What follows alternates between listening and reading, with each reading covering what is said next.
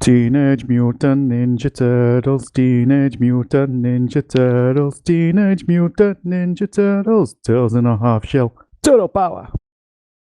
Hello and welcome to the Button Mash Podcast. That's the smoothest theme tune we've had yet. Yeah, Yep. 3 weeks in. 3 weeks we're in, we getting finally learned how to do a theme tune. It's still not an original theme tune, but hey, Lovely singing voice. it's a theme tune. So that was Michael singing as Teenage Mutant Ninja Turtles, in case you couldn't guess. Hello. So we are also joined this week by Suneil, returning from... You were with us in the first week, yes? Yep, Yeah. correct. Cool. Welcome It was back. only 2 weeks ago, you should really remember that. I know, but we're going to chop and change. The cast's likely to chop and change so often. It's A lot probably happens in I'm 2 not gonna weeks. Remember. Yeah. Lots of things have gone down, and we're going to talk about them. Things in the gaming world and stuff. That's what we're here to do. We are going to... Wait, talk hang about- on, this is a gaming podcast? Well, yes, we're going to talk about gambling and gambling accessories. It's a gaming podcast. No, video dear. games. Video games are what we're about. The essence of gaming. I do apologise, I've been in the wrong place for 2 weeks. I'm sorry, I thought this was the trains podcast. I just thought we were really building up to it. It was just a bit laid of preamble. Laid down in the contract we gave you, Michael. Didn't you see that? Wait, contract? You didn't see that? Yep. You have no. to sing and dance for us, or you are cut. Well, he doesn't do Oh, much else wow. for us. Hello, bro. Oh, you're so cruel. I know. It's what I do. I haven't got much else going for me. At any rate, That's true. Suneil, aka the real Martin Scorsese, according to my notes. Yep, glasses. Welcome back. Give me power. He's never mentioned that to us before, has he? So It's secret identity. It's Have you seen finally my, revealed for the first time. You heard it here first, folks. Yep, I'm working on my new film. Could you tell us a little bit about your new film? It's about a horse that has financial troubles. Why is it I'm all getting a horses with us? payday. I'm talking about Michael. Michael's the lead role. Go me. Is it a biography then? Okay. Life of the Button Mash horse. It's just me dressed as a horse for 2 hours. Yep. That's a show. That is entertainment right there. Hello and Doing welcome to the jazz Button Mash hands. Podcast. We're going to have a horse talking to you about songs for 2 hours. No, we're going to talk Well, about video back in games. 1965. Sorry? No, sorry, I was trying to make jokes. I Ignore missed me. the start of it because I talked over you. Okay, right, never mind. Because I'm terrible like that. Anyway, yes, if we could possibly introduce this dang thing. Welcome to Button Mash Podcast. We're going to talk about video games for somewhere around 2 hours-ish. Probably longer given past history, but there we go. This is the crew we have for this week, and we're going to talk about video games. Yep, sweet. Cool. So, shall we begin? As we Oh, normally might do. as well. How's Football Manager going for you?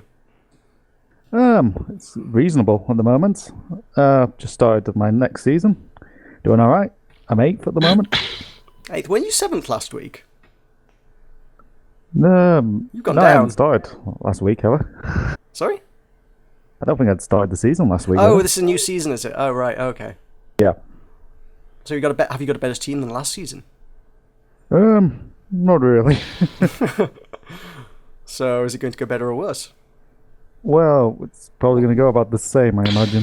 What are your prospects for the season? Would you like to tell us a little bit more about your strategies? Well, I'm currently Leeds United, and I'm aiming for promotion.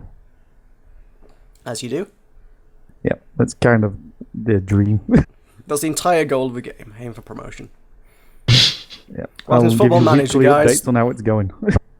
There's no more subtlety or depth to Football Manager, it's just get promoted. Yeah, very much. I think for the vast majority of the general public, that probably is entirely true. But, yeah. Well, football's life and death. Yeah, according to some, yeah. According to some, A fair few. yes, Brazil, mostly. Yeah. But not me. Brazil still hasn't recovered, I've heard. Yeah, well, I've heard a lot of bad things about the guys who host the World Cups. Not necessarily the countries, I'm not bad-mouthing Brazil here, I'm just talking about FIFA. FIFA. The entire yes. of Brazil. Brazil are terrible for hosting the World Cup, they are such evil people. No, sorry Brazil. Jokes. No, FIFA, there's that great, what's his name? John You're thinking Oliver? Are you thinking John of Sepp Madden. Blatter?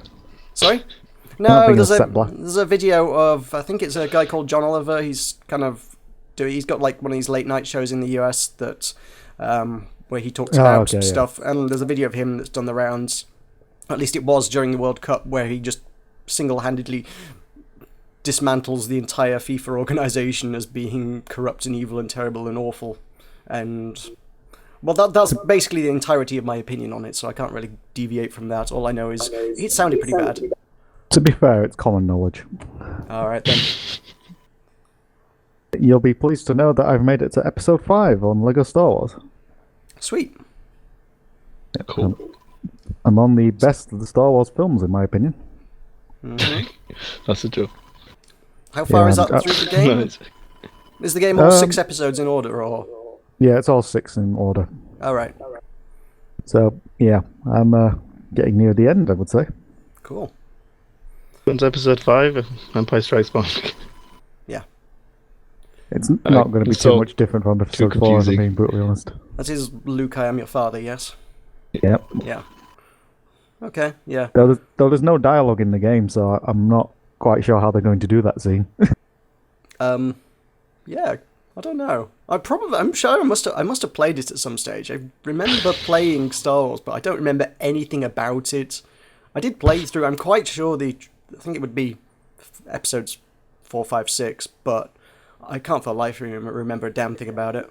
There'll be some very vigorous Lego miming, I think, Probably. at the end. That's, Father, you cut off my arm. Hey, in Lego, that's going to look sweet. I vaguely recall actually that probably is a thing. Ting ting. Anyway, anything else? Yep, I've started, and I've waited a very long time to play this, and keeping up with my current trend of playing games that were popular 3 to 4 years ago. Right. I've started playing Uncharted 3. Uncharted 3. Oh, okay. I've never touched any of the Uncharted series, so It's probably my favourite game on the PS3 that I've ever played, Uncharted 1. all right. Cool. Is it not just Tomb Raider, but with some asshole dude instead? It's Tomb Raider, basically, but I think the controls are slightly better, and I prefer the stories, if I'm honest. Right. I do recall you did a review for us on Tomb Raider a while back, and you said the controls were god awful, didn't you? Well, it wasn't the controls more than the camera angles, because I think whoever designed the game may have been having a tough time at home, because most of the camera angles just centre around Lara Croft's Is that arse. the remake or the original? What can you say? They know their audience. Yeah, this is true. It's probably why the new one didn't sell that particularly that well, because they made Laura more relatable, didn't they? Of course there were bad controls. It was on the PS1. Were you talking about that one? I don't think it was. No, it's I'm guessing you're talking about the recent one. Yeah. the oh god, what was it called? Analog. DualShock. What? That's the controller. We're talking about the game, surely. Are we not trying to come up with a name for the game? Oh, I thought you were talking about controls, sorry. It's oh god, I can't remember what the game. Someone it get up was. the Button Mash website and find out what the hell his review said. Yeah, I'm It's sure probably about still 2 there years ago somewhere. now. Very mixed review. Yeah. But, I like it, but I was generous. what? Sorry? I was generous with my review, I thought. Well, you're not supposed to be generous. You're supposed to be impartial, unbiased. That's how reviews work. I was never that. Anyway, yeah. Which is why there were only ever 2. Yeah. I thought it was because you didn't play that many games, to be honest, but... That factored in, yeah. Yeah. You say Lara Croft didn't sell as well in the new one because she was more relatable, but the videos I've seen, she still doesn't wear a whole lot. She still shows quite a lot of skin, which, still it did aimed at the fairly same well, audience. didn't it? The new one. Which is a shame that it didn't sell that well, because I actually Really? played the new version, and it's actually not a bad game, in my opinion. Although I do agree with the criticism a lot of people leveled at it, is there's a lot of less Tomb Raider-y bits in it. It's more just a shooting game, basically. Well, it's before she got into all that jazz, wasn't it? It was kind of more Yeah, it's like the making of prequel story of Survival. it, yeah. for the mass Life plastic lessons. surgery game. That's how she became a Tomb Raider. Although then we've also got now the sequel coming out, which is Rise of the Tomb Raider. which is only available on the Xbox Dark for 6 Knight. It's months. true, yes, we've got the exclusivity and whatnot. So yeah, there's that. And that's... Is that going to have more Tomb Raider? I suppose if she's learning to become a Tomb Raider, there might be some Tomb Raiding in it. Who knows? Yeah, I've heard that they've revamped the game so there will be plenty more Tomb Raiding in it. Oh, good. Very disrespectful. And this all ties into the whole bloody... was it last week we ranted about the bad naming conventions for games? Because Yes, of course. Tomb Raider is one of the most confusing series in the world for names. Hence Not why only- I can't remember the game that I played. Yeah, it's one of those ones that has got 2 games in the series that are the exact same name as well. Because halfway through they're like, you know what? Let's just start again. I believe the game is called, the new one's going to be called Tomb Raider: Rise of the Tomb Raider. Is it Tomb Raider? Rise of the Tomb Raider? So they got to shoehorn that in there twice now. Yeah, which as far Wow. as names go, isn't brilliant. It's not a fantastic one, no. Yeah. Yep. The films were terrible. The films are atrocious. I saw one of them, it wasn't great, no. Which is a shame because when you have Rimmer from Red Dwarf in it, how can it go wrong? Oh, Chris Barry, yes, I remember Chris Barry in it, yes. Chris Most things- Barry and Angelina Jolie's shower scene, I think those were the 2 redeeming features. She makes a good Tomb Raider. Very good Tomb Raider. It's just a pity about the. It was just a pity about the plot and everything else, wasn't it? Yeah, Talk yes. about confusing names. What was the second film called? Tomb Raider, I have Lara no Croft, idea. Tomb Raider, Tomb Raider. No, Eye of Cradle something or other. Cradle of Life. That's what. The next The game one is going that to be she Tomb Raider, unboxes Tomb Raider, the- Tomb Raider. Yep, that's right. Unboxes the Cradle. What's that box? That hideous thing. Tomb It's Raider got, and the like, Magic Box of monsters Treasure. and- Yeah, box of I don't know. Pandora's Box, are you talking about? Yeah, that's right. There's only one box. Okay. Well, I'm done Okay. That's your gaming experiences then. for the week. Yeah. Sweet. Suneil, what have you been playing? I've been playing this Kickstarter. Well, it hasn't been kickstarted yet, seeing as though it's got like 2 hours left. Cavern Kings. It's a action platformer which you basically collect power-ups, and it's an infinite loop of action and leveling up and whatnot. It's like cross between Super Crate Box and the Risk of Rain. Alright. Yeah, I like it's like quite arcadey and it's cool. I Well, like the art style. It's Well, by Vine. I loved Risk of Rain, but I hated Super Crate Box, so you kind of tore me on that one. Well, it's not that many. It's not heavily inspired by Super Crate Box. It's the early Kickstarter. It was early alpha. It was more Crate Boxy. He's more leaning towards Risk of Rain kind of gameplay aspects. So it looks cool. I'm liking it quite a lot at the minute. Since I was Does it have a demo out then? Yeah, it's like a free demo, but that's like I think that's a few playthroughs and it just cuts off or something. Alright. But there is like £10 on Kickstarter, and you get the demo, the one that updates Right. with an alpha. So do you have to... What, you have to back the Kickstarter to get the demo? That sounds a bit... Right, not the demo, the one that gets updated quite regularly. Just get access to... Yeah, Early access, so- I suppose, is it? Yeah, that's right. Right. Okay. I like it.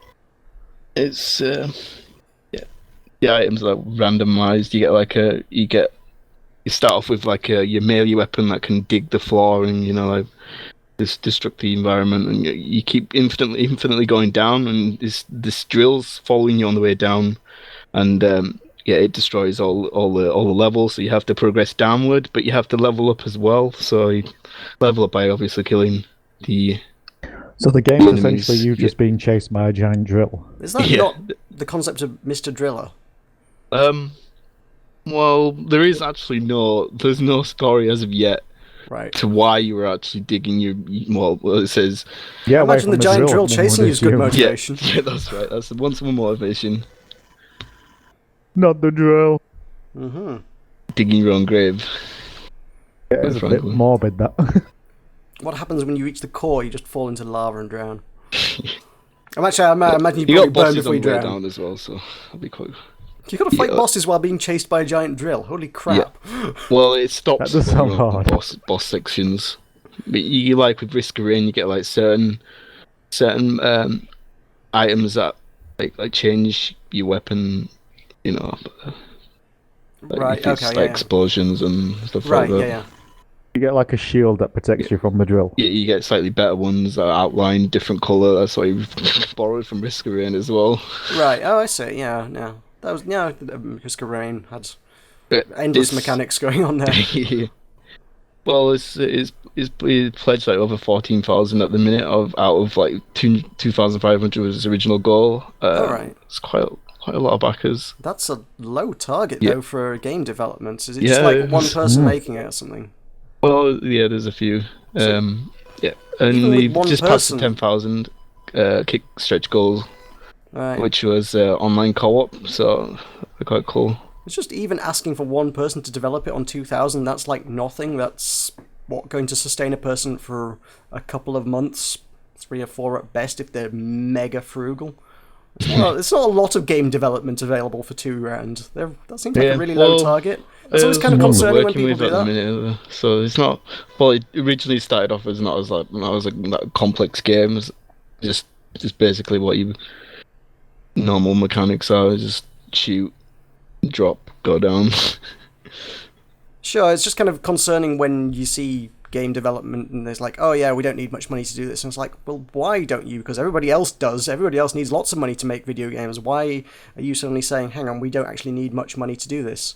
On a few occasions, I've seen some people kind of justify it, saying, "Yeah, we're all fine. We're all working on this. We've all got day jobs on the side. What we want this money for is to like pay someone to do the artwork or the music or all of the above." So if that's the case, that's fine. But if sort of like you actually need to fund the development, 2000's. Are you asking to see the accounts then, John? Yes, yes, actually. You love the account side of things. I mean, with the Kickstarter, absolutely, there definitely needs to be more accountability on Kickstarter because so many people, it's so easy just to say, "Oh, they've got so much money," and then you never hear from them again. They sort of vanish with a few $100,000. I don't know what's suspicious though. A lower asking price or a higher one. Lower means you're easily going to hit it, but it's like, do you genuinely think they can actually, do the project with that amount of money? It seems dubious. If people are playing the game and they're getting their evidence that the game's been updated, and you can't really complain. I suppose this is true. I mean, yeah, that's an entirely reasonable argument. But at the same time, you end up with Kickstarters like the Double Fine one, where $4 million just happens to just go, now we spent it. I was like, what? That was $4 million? How did you spend that? I think they're just making the game on a yacht. That's what you paid for. Yeah, but they didn't ask for anything like that either. I can't remember what they did want. Was it like $500,000 or something? Something like that. Then they got like 4 million. Then they were like, "Oh yeah, we used the entire 4 million, and we've run out of money, and now we're going to start selling. We're going to sell half of the game so that we've got the money to make the second half of the game." It was like, wow. And we will toast success from these solid gold goblets that just happened to come out of nowhere. Yeah, that's the only explanation. I do think there needs to be a lot more accountability behind Kickstarters. Yeah, that's fair. And if necessary, we'll provide our own accounts because we did development. That's the thing, isn't it? Well, is it voice actors? They ask quite a lot, don't they? Yeah, Double Fine did get some expensive guys, didn't they? They got some famous names who I can't remember offhand. I expect Brian Blesseden to be in the £4 million game. And the car, you can't forget the car. Yeah, what's his name from Lord of the Rings? It was one of the Lord of the Rings characters. Was it Elijah Wood? Is that a name? Oh, right, yeah. Oh, the guy who played Frodo, Elijah Wood. Yeah, I think they got him to do the main protagonist in... I could be wrong. In what's it called now? I know what game you mean, but I can't... What is the name of the Double Fine game that they did? Broken Age, that's the one, yes. It's the protagonist in Broken Age, I'm pretty sure, is Elijah Wood. There's so many ums and ahs and I don't know and maybe is it this name. I sound really convincing there, don't I? Oh yes, definitely. I know what I'm talking about. I know, We like pretend for 2 hours every week. that's it's more than 2 hours every week. It's every day of my life. That's how I go. That's how I do things. I'm afraid we can't podcast that. Hey, what do you want? We're only on week 3. We will learn to improve our podcasting whatever Ting. skills. Podcasting thing. I'm doing jazz hands. Well, that conveys very well through the medium of audio. I have You can not hear thought the this through. hands. You can hear the. Well, if you want, we should Gesture. get webcams and we'll do a video thing and we could live stream it every week, maybe, assuming someone's got the internet for that jazz. Yeah. Well, let's Bandwidth perfect this for- first. Let's get the audio source before we start dealing with the video. Yeah, sure. Right. sounds Neil, like what a else plan. have you played? Alright, yeah, move on. So, Cavern Kings, check out. It's cool. I've been playing Crawl, that's an early access. Ooh, no, early access game. Ooh. You buy so many of those. You're asking to get stung at every freaking opportunity. Yeah. What's I've Crawl? I've Tell us had about Crawl. the reasonable ones. I'm loving Space Engineers as well. That's an early access. I've heard good things about that. I've watched a few videos. It does look fun, to be fair. Awesome. Yeah, so I've been buying Crawl, that's by Powerhoof. It's Yeah, I heard of basically a multiplayer dungeon crawler where you basically your friends, well, it's local multiplayer at the minute. Your friends play the monsters in the game, and you just basically level up, and you try to like defeat the end boss. You'll have to be level 10 to reach the boss, but it just takes you to like a teleport to the boss. And your friends play the ghosts in the game that can basically possess items in the room. If it's like a trap room, or you can be like, it can be the monsters. It can just there's like pentagrams on the floor which is spawn like monsters like skeletons, and they've got their own attack patterns. There's basically two different. You have 2 buttons. One's like a regular attack and one's a strong attack. And the dungeon crawler basically has to level up, whilst the people at the ghosts that possess things have to level up their monsters. They evolve their monsters each floor. And basically it progresses until either the dungeon crawler gets to level 10 and kills the boss, which is also controlled by the ghosts as well. So it's kind of like the game version of Dungeons and Dragons a bit. Yeah. If you beat it first time whilst you're being the dungeon crawler, the hero, you win. And if you lose 3 times, the person, the ghost, who has the most evolution wins, and who obviously kills him with the boss. It's quite cool. It is cool. I was going to make the comparison to Evolve, but actually, yeah, I suspect Yeah, it sounds like Dungeons really and Dragons might similar. be more apt. Yep. Really Is it- similar to Evolve. Right. Okay, Are cool. there any dice involved? No. Probably behind the scenes. Well, there's just an engine of someone just rolling the dice just to see how it's going That's- to work out. That's literally how video games work, don't you know? There's just a room somewhere where there's a guy just rolling endless dice, and it's like, oh crap, we need to get a weapon for Borderlands. Quick, roll the Borderlands dice. And then Well, there's a this guy. is just for every video game. This is for every video game ever, by the way. This is how video games work. Oh wow! The entire video games industry is powered by a little man in a room somewhere in the middle of America who just rolls dice all day long. Is this the same man that looks after the box that has the internet on? No, that's kept on top of Big Ben, obviously. Oh wow! That's where you get the best reception.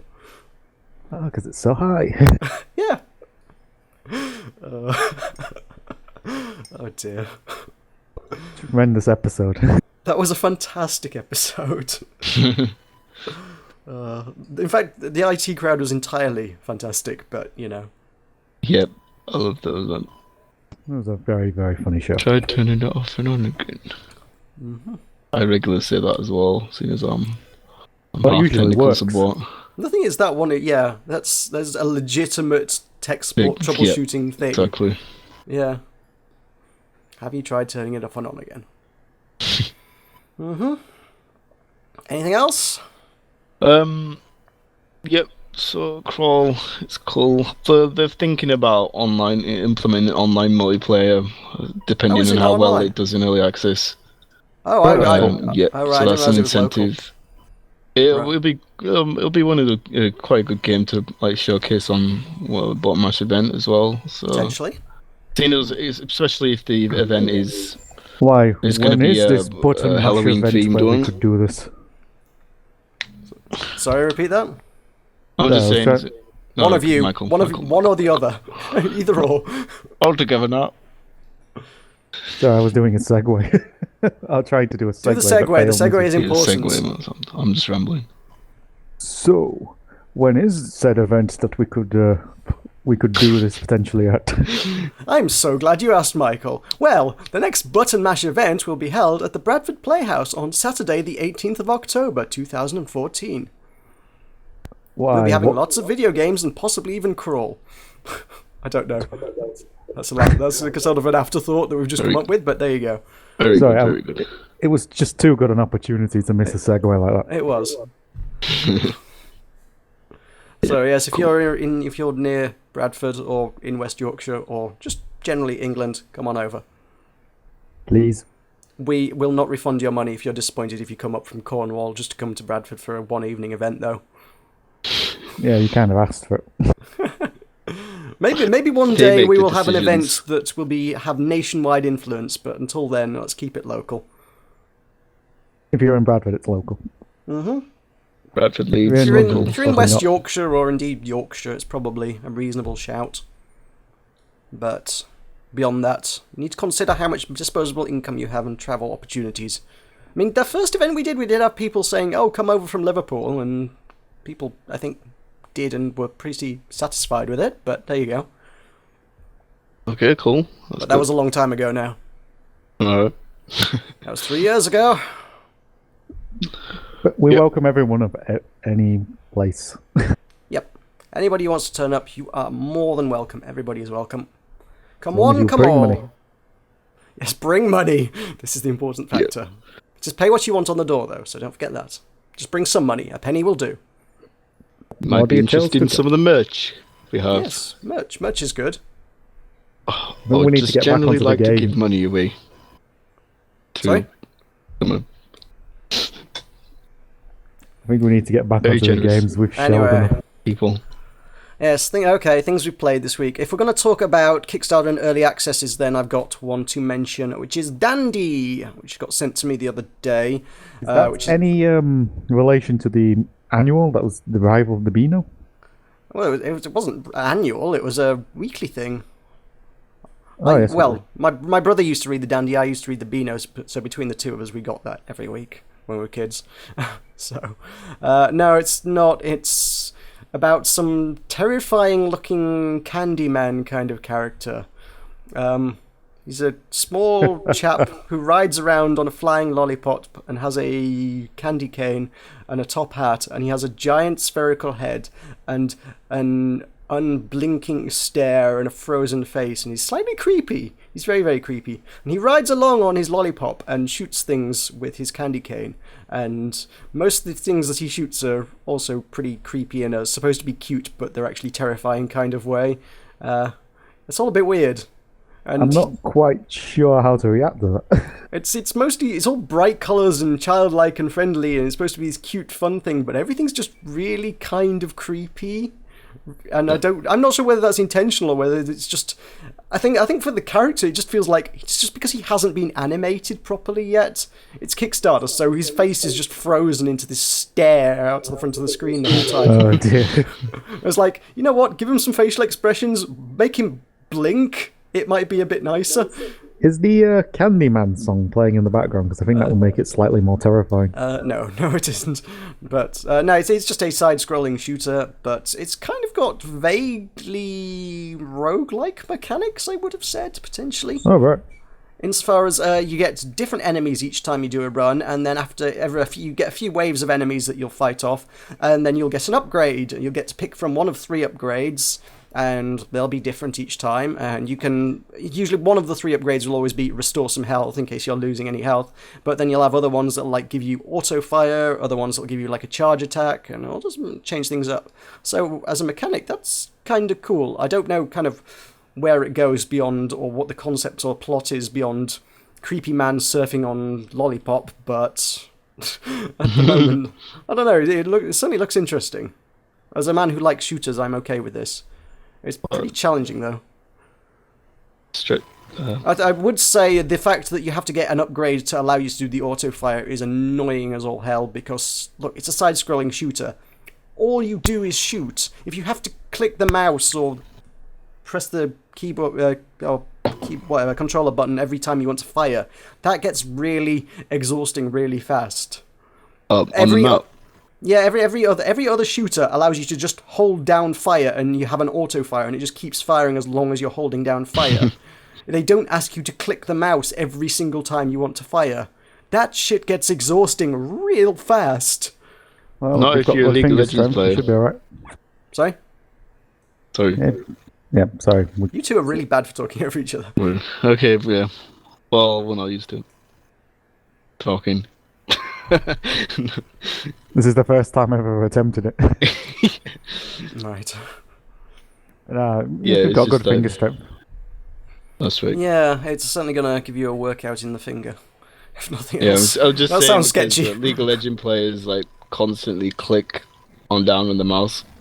That's true, I suppose. Just for moving. Isn't that like, and it's isn't that like to get your APM up and stuff? Yeah, exactly. Yeah. It's ridiculous how how many times I press the button and needlessly press the button. By the way, it's just for movement. But I believe it's cool. Thinking behind it, certainly originating in your it's something StarCraft. It's like your super crazy 300 APM Korean StarCraft players. It's like each time you click move, I think the game is then forced to recalculate the pathfinding. Because if you click move and let it move, it'll just pick a path and kind of go for it. Whereas if you keep clicking in a sort of area, every time you click, it'll try and recalculate the path for the AI to reroute that way, and it apparently ends up moving them there faster, I guess. Is kind of the ultimate upshot of it, because they find a more efficient path if you do it enough times. Yeah, well, there is some sort of start to your movement, so I'm guessing some kind of logic somewhere. Yeah, logic. Oh, okay. It looks cool. Like, what was it? Sorry? It was that crazy side scroller that came from Japan recently. That was You're going to have to to be slightly more specific. Yeah, Yeah. I was just making assumptions off my memory. Yeah, that crazy side scroller from Japan doesn't really say a lot. There's pretty loads as well. It's quite big. I mean, extremely big. You are, yes. Please be more specific. What game are you talking about? I'll have to... No? Breed or something like that. Oh, Asterbreed. Oh, yes, I've seen that one, yes. That was in the Humble Bundle recently, wasn't it, as well? Was it like a Humble Japan bundle? No, I haven't seen... That was a recent one. It may even still be on, I'm not sure. Sounds interesting. That was a shooter. It was Total Biscuit I saw play that. It was kind of, it was a shooter, but it was like from several different perspectives, as you would do like a side-scrolling bit, and then it would like switch to like to vertical, and then it would like change to a behind view, and it sort of switch the perspectives up from time to time, and it was kind of weird. Probably my kind of thing, actually. I don't know why I didn't buy it. I probably should have bought it, to be honest. I don't know why I didn't. I think a lot of the problem with the Humble Bundles is I usually own most of the things. So I'm like, I'm not buying a bundle for one game. It's not just one. It's like it's a bundle of 7 games, and I own like 6 of them. At the minute, obviously, PAX is on this weekend, the Penny Arcade Expo over in Seattle, PAX Prime, and they've got obviously the Indie Mega booth is there, of which I am obviously a big fan and have previously associated myself with in the past, full disclosure there. So there's bundles going on. I believe you can get it on Steam, and there's also on Humble Bundle, which is the PAX 10. $10, yeah. Yeah, which I can't actually see 10 on the Humble one. It's definitely in Definitely was on Steam, but there's like 8 games listed on here on the Humble Store. Sometimes they say coming soon, though. Yeah, I was looking at it, it's like I own almost everything. It's like we've got Fairs, I own Fairs. There's The Swapper, I own Swapper. There's Jamestown, I got that. Containment, I've got that. Solar 2, I've got that. Badland is the only one I haven't got, and I don't actually know what that is, so that's a new thing. And that's after talking about silhouette games that look a bit like Limbo last week, it looks like a silhouette game that looks a bit like Limbo. It looks exactly like Limbo. Oh dear. Is that a new thing, Flash Bundle? Reasonably new, yeah. They've been doing it a few months now, I guess. They don't always have it on. It's not like there's one permanently on. It's just occasionally they'll do a Flash Bundle. Cool. So keep your eyes out. Yeah, because they did a Dejaban one a few weeks back, which I mentioned on Twitter because Dejaban are awesome. They're like one of my favourite devs, so I was like, yep, they need a shout out. That was like everything by Dejaban except whatever their most recent one was. Drunken Robot Pornography, was it? No, there was like one game missing from it, and I was like, okay. But they had everything else by Dejaban. Cool. So yeah, that's your Flash bundles. They've got so many. Got the Humble Bundle, the Weekly Bundle, the Books Bundle, the Mobile Bundle, the Flash Bundle, and the store going on now. That site's getting insane. Can't keep track of it all. It's just nuts. Not possible. So then there's free games in this bundle plus 5 soundtracks as well. You're getting a lot of bang for your buck with that one. Over $110 worth of awesome games and music for $3.84, or $15 if you want Cannon Brawl and Life Goes On. Whatever they might be, Cannon Brawl just sounds artillery-ish. I've played many artillery games in my time. I'm not sure I need another one. No, I got to say I've played too many. There's Worms. Everyone's played Worms, for Christ's sake. Oh, Worms. Your favourite game, yeah? Brings back memories. Yes, Worms. Contentious issue around here. I think we better swiftly move on before flashbacks begin. Yeah. Right. I like Vlambeer games. Vlambeer, they did Super Crate Box. Yeah, which you know. Do you love? I have got a love-hate relationship with Vlambeer. I mean, their games are horrifyingly hard, generally speaking, but they do make some good games. Love the Rousers. I was going to get that, but I can't seem to find it for some reason on Steam. All right. Has it been pulled from Steam? Can't have been. I mean, the guy who does it, Rami, I did get to hang out with him a bit at the last PAX East, and cool. He's hilarious. It's Rami. He's a great guy. I believe they share a studio, or a very close studio to the guys who make Awesome Noughts as well. They're like right next door to each other. Oh, that's cool. Now, Luftrausers is here on Steam for £6.99, or original equivalent. That's right. Okay, I don't know why it's not coming. Probably spelling it wrong. In all its brown glory. For it is very brown. Very in its time. It's kind of got this sepia tone thing going on, which is, it's just a stylistic choice. No, yeah, they do some good stuff. I mean, I haven't... Reminds me of... played a lot of their stuff, to be honest. Yeah. I have played some Nuclear Throne, which is cool. I've been playing that recently as well. Alright, cool. I've just done an update recently as well.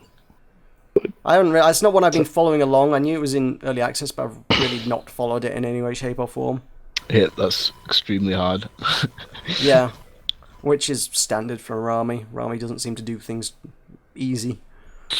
Yep, I was watching like a PAX, like someone doing I think it's Biznap is a YouTuber, and he was actually playing at their stall, Nuclear Throne, and one of the developers said that if this guy can make it to the throne, basically the last level, will give everyone that was around in like looking the free copy of the game. So they're pretty convinced that it's hard. Yeah, I mean, I was there. That's actually how I own the game, because someone did that. Yeah, because, someone actually did. Because I spent most of PAX East working at the Tower of Guns booth. Not working, but volunteering, helping out, pitching in at the Tower of Guns booth. And the Tower of Guns booth was literally across the aisle from Vlaambir. So every time anybody started doing well in there, you just see this crowd gathering around it, because I guess word got out that, shit, they're about to give out loads of copies of their game for free in just a moment. So suddenly you got this huge crowd building around Vlaambir's booth. And me being stood just over the road... Yeah, it's like I was just stood just over the road, so when this happened, I was just like, I'm just going to step over here for a moment, guys. It's like, hi guys, I'm in the crowd, can I have a game? Yeah, thanks. Woo, was it one of those? Was it just one of those subtle? You're just shiftly, sidely moving in. That's the thing. It was like I only had to take like 2 steps to the right, and I'm part of the crowd because, like I say, there's a big crowd around their booth, and we're just across the aisle. It was like we're next door. I could just go, take 2 steps. Hello, I'm part of your crowd. Game, Did you please. whistle discreetly? No. Like I said, there's a big enough crowd, and they were just going, hey, game. You hold your hand out, they give you a game. I did Were they that. weeping? No, Vlaambir's cool. Rami's a nice guy. He's quite happy to dish out that. I mean, it spreads the word of his game and gets people talking about it, doesn't it? I mean, now we're talking about it and saying, hey, everybody check out Vlaambir because they're cool. They're great guys. So, there you go. It's all marketing for him. It's played into his hands very nicely. It's exactly what he wanted, I'm quite sure. Mm-hmm. So, anything else anyone's been doing interesting? Counter-Strike, Global Offensive. I have never gotten back into that since I did that bloody tournament with Suresh. I bought the game after that, but then I haven't played it since. Oh, I should have actually joined. Who won the tournament? Some guys somewhere else in the country. Ah, dear. I can't remember where they were based. Was it Reading, maybe? I'm not sure. Either way, it was like a network of... The tournament that we did was a network of like PC shops around the country, and each shop was kind of its own representative. And I think there's one shop somewhere down south somewhere had just got a group of people who were all really good at the game together to get to put this essentially a professional team on in this tournament. And we were just, hey, this sounds fun. I've never played Counter-Strike Go before, but it sounds fun. Yeah, let's do that. We got destroyed. It's ridiculous how because of the guns act like actual guns with recoil on an actual quite don't know how real realistic recoil they are as well. So I can't say I've tested out many guns in my life, so I really can't you know speak how realism. you'd expect the gun to react upon shooting it. Yeah, but my entire experience with how I expect guns to react is from video games, so... Yeah. My experience with actual firearms is entirely coloured by my experience of only ever having used virtual ones. Yeah. I have the image of you now in America firing a gun going, no portal came out of that, wait a minute. Yeah, basically. If I fire a weapon, I expect to be teleported across the room, damn it. Well, you'll be teleported to the YouTube hospital. warfare. Or the Dewey. Sorry? The next iteration of Activision's. Oh, Call of Duty. Million. That would be a very interesting game. That'd be an interesting mashup. I don't know how that would work. Must fight the terrorists! Quick, fire them through a portal onto the moon. Get rid of them. Infinite portal. And Work? Throw up. Not so sure about that one. I don't think that would play out too well. Can't see the pitch going particularly well. Yeah. I played more WildStar this week. Oh, wow. Because that is my MMO now. Did you spend enough time to warrant the next month's membership yet? Weird enough thing. Kind of doing some random questing, like, just, wandering around, killing shit. It's like, go kill 20 monsters, bring back their skin, and we will make it into a stew, kind of standard MMO quest there. And then Into a randomly... stew. That's how things work, yeah. That's MMO world. Kill animals, make their hide into a stew. Yeah, and randomly I get this voice yells out, all right, you've got another month of WildStar. I'm like, What? Excuse me? So it's like a really bad giveaway.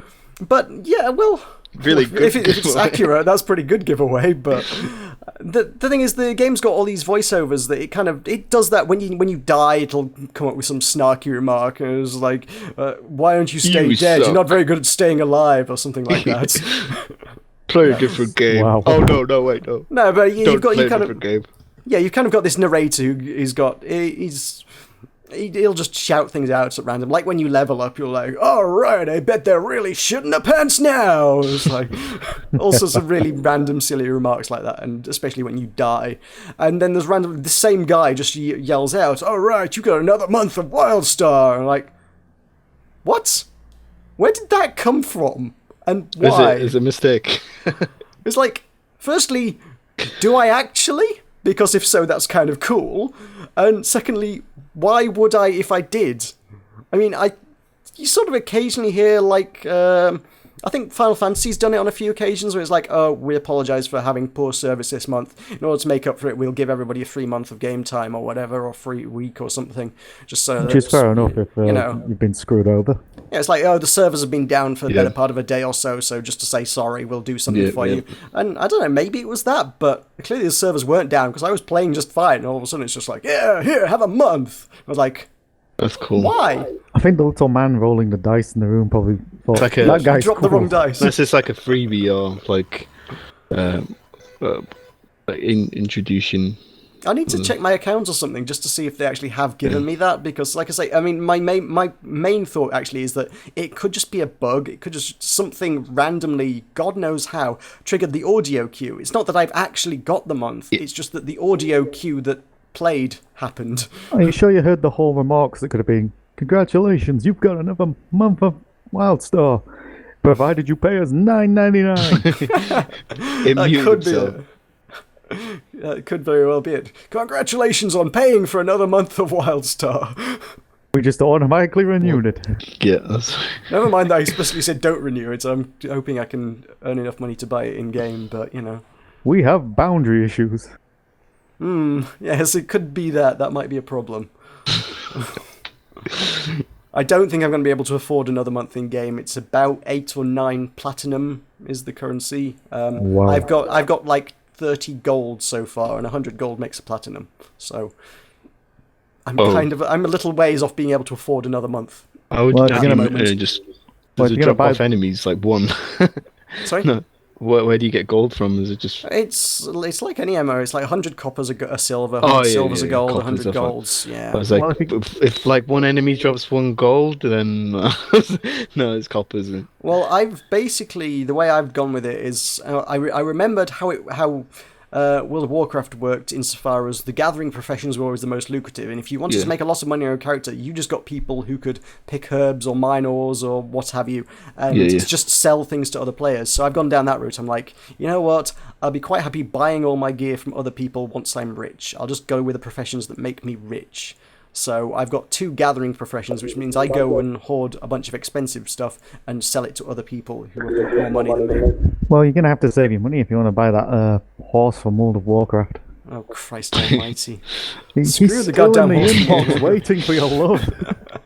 Well, I've seen like Angry Joe did like a review of Baldur's Gate on the online one, the Morrowind one. Right. Baldur's Gate Online, and he was complaining that every enemy drops like 1 gold, even the bosses drop like 2 gold, and it costs literally like over 10,000 gold to get your first man. Yikes. That is ridiculous. Right. Yeah. And the it first says it's gone backwards in yeah. how it's laid out. I mean, it plays like more like- World of Warcraft initially always had quite a high barrier to entry. It used to be you had to be level 40 and get quite a lot of money together to be able to ride a mount at all in World of Warcraft. And then they've just slowly reduced the barrier to entry over the years. It was like, okay, well, let's make it a bit cheaper. Let's make it level 30. And last time I played, it was level 20. It might be like 10 by now, God knows. But it was like, yeah, you only It's your need free like, horse. yeah, you only need a little bit of money or a free horse from playing Hearthstone, of course. Yeah, you get your free horse from Hearthstone. What horse was that? Was it like the bare bones one or the? It was something fairly Literally. fancy. I can't remember exactly what it is. It was fancier than a standard horse. And you didn't get him? I didn't get him, no. What is 'Cause you your have to- hatred towards horses? They cost me money. That's my hatred towards horses. Boo! I don't want to pay Even in money for real horses. life. Yes. Horses are expensive, man. Yep. You gotta Gotta find care for stables them, for them gotta- and stuff. Yeah, those are pretty expensive animals, man. But yeah, I mean, there's kind of the trend, obviously, these days that in MMOs they just give you a mount fairly early on. Now, WildStar, they give you the mount at level 15 for 10 gold, which is, if you're when in beta when I did that, I was doing like a crafting profession rather than a gathering profession, and that was kind of tricky to get the 10 gold. You had to actually, sell everything and really just empty your bags and hope you had enough money. Sell your Could kind of clothes to that. get a horse. Yeah, basically. This time around, it's like, oh, I have Ride it lots of money. naked. This is great. So I've got the 10 gold at level 15 to actually buy my... what I've got is I got a hover bike, which is kind of cool. You Which have is- betrayed the horses for a For a hover bike. bike, yes. Hell yes, I betrayed the horse for a hover bike. I'm speechless. You disgust me. But it's a hover bike, technology man. It over- hovers.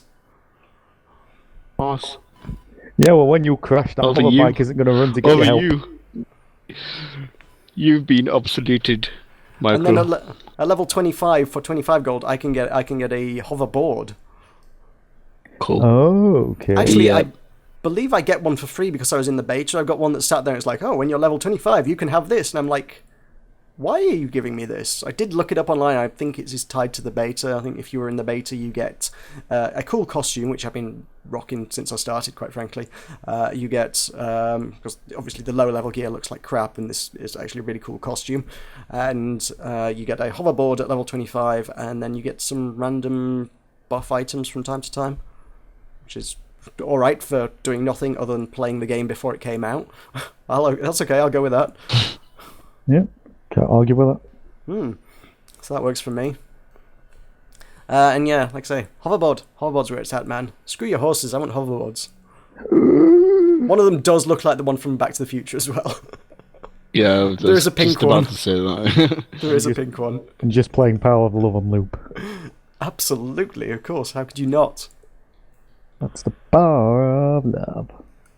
Indeed. I thought you were on about the Phil Collins. What? Phil Collins Power of Love. Oh no, that's not Phil Collins one. That's You Can't Hurry Love, I think you're thinking of. Yeah. You Phil can't Collins? hurry love. Yeah, you just have to wait. Oh no. No, the Is that Phil power Collins? of Yeah, it is. love. Power- It's Frankie Goes to Hollywood, isn't it? I have no idea, I'm not Okay, really yeah. up on my stuffs.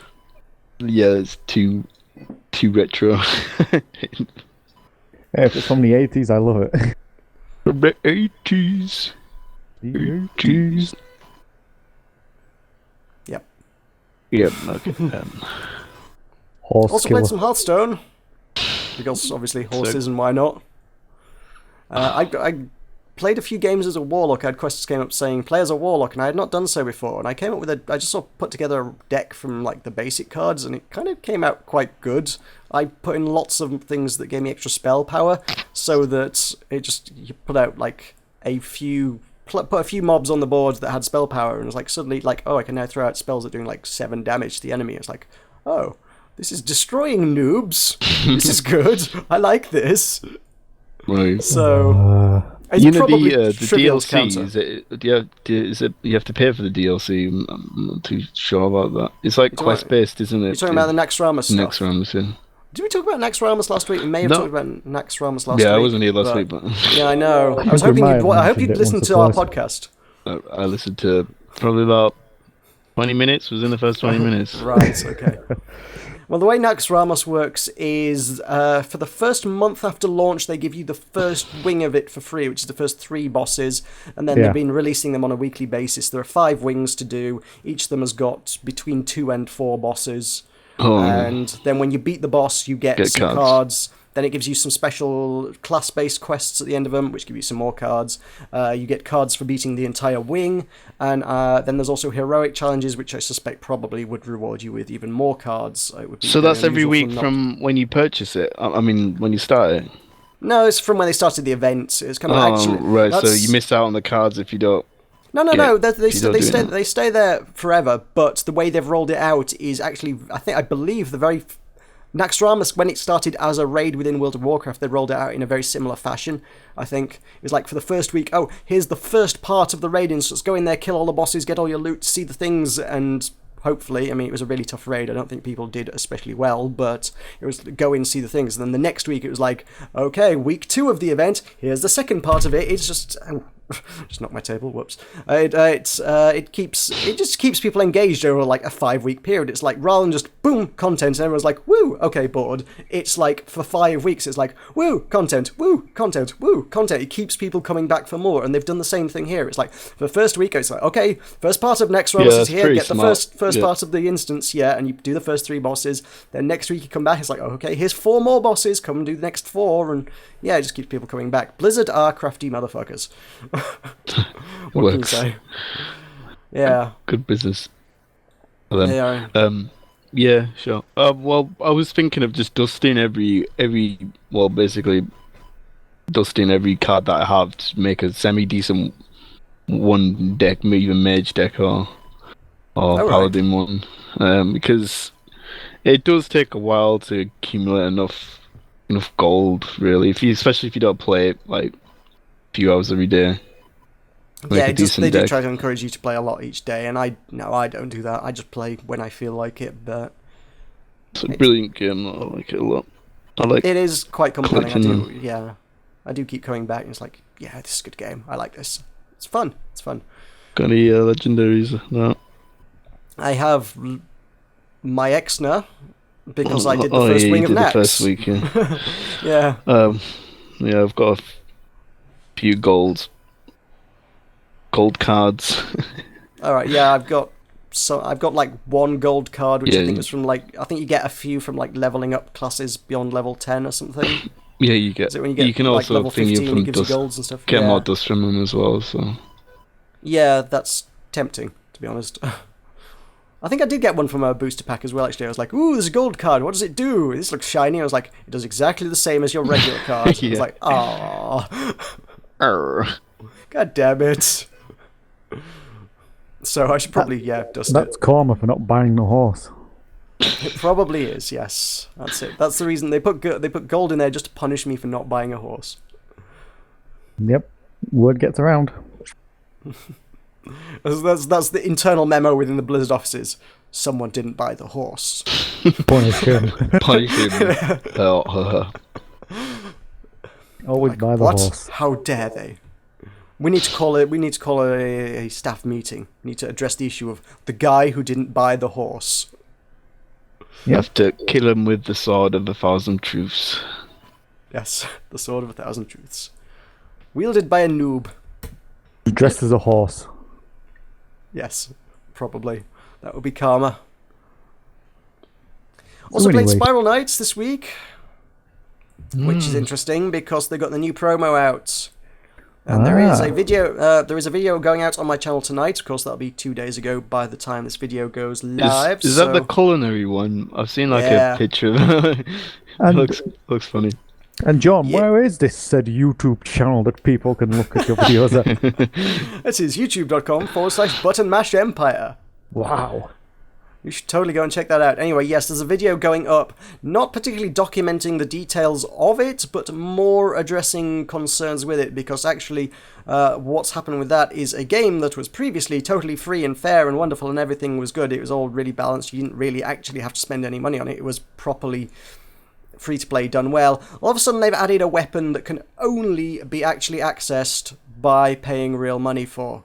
There are weapons in the new promo that you have to pay money. You can pay $5 to get a lockbox in that, and then that lockbox has a 5% chance of including a shiny new gun that you can't get any other way, shape, or form. 5%. 5%. That is so crazy hang on, stuff. if you don't get the gun, what do you get? You could get a hat or a coat. Which is also 5%. No, the hat. No, to be fair, the hats yeah. and the coats that make up the bulk of the boxes. Oh right, yeah. There's also a 5% chance of getting a shield, So you're which is not worse than completely other losing out, shields. but still, Sorry. you're not completely losing out. Is that like Yeah, but not losing it? they're Chances ugly and against you. worthless. If I'm completely Oh, blunt. worthless. Okay. I mean, Not at bad. present price, you can buy one from another player for like 50,000 crowns, which is not that much. And because everybody else has got lots of them, everybody's buying these to try and get the new guns, and most people, 90% of people are getting the stuff that's not the guns or the shields. Right. Like in-game money. Then how much would the gun cost if someone else had it? Prices I've seen in the last couple of days, some people have said you can buy it for 750,000. The ones I've seen for sale, to be honest, have been between 1 and 2 million, which is actually a lot of money. Right. Yeah.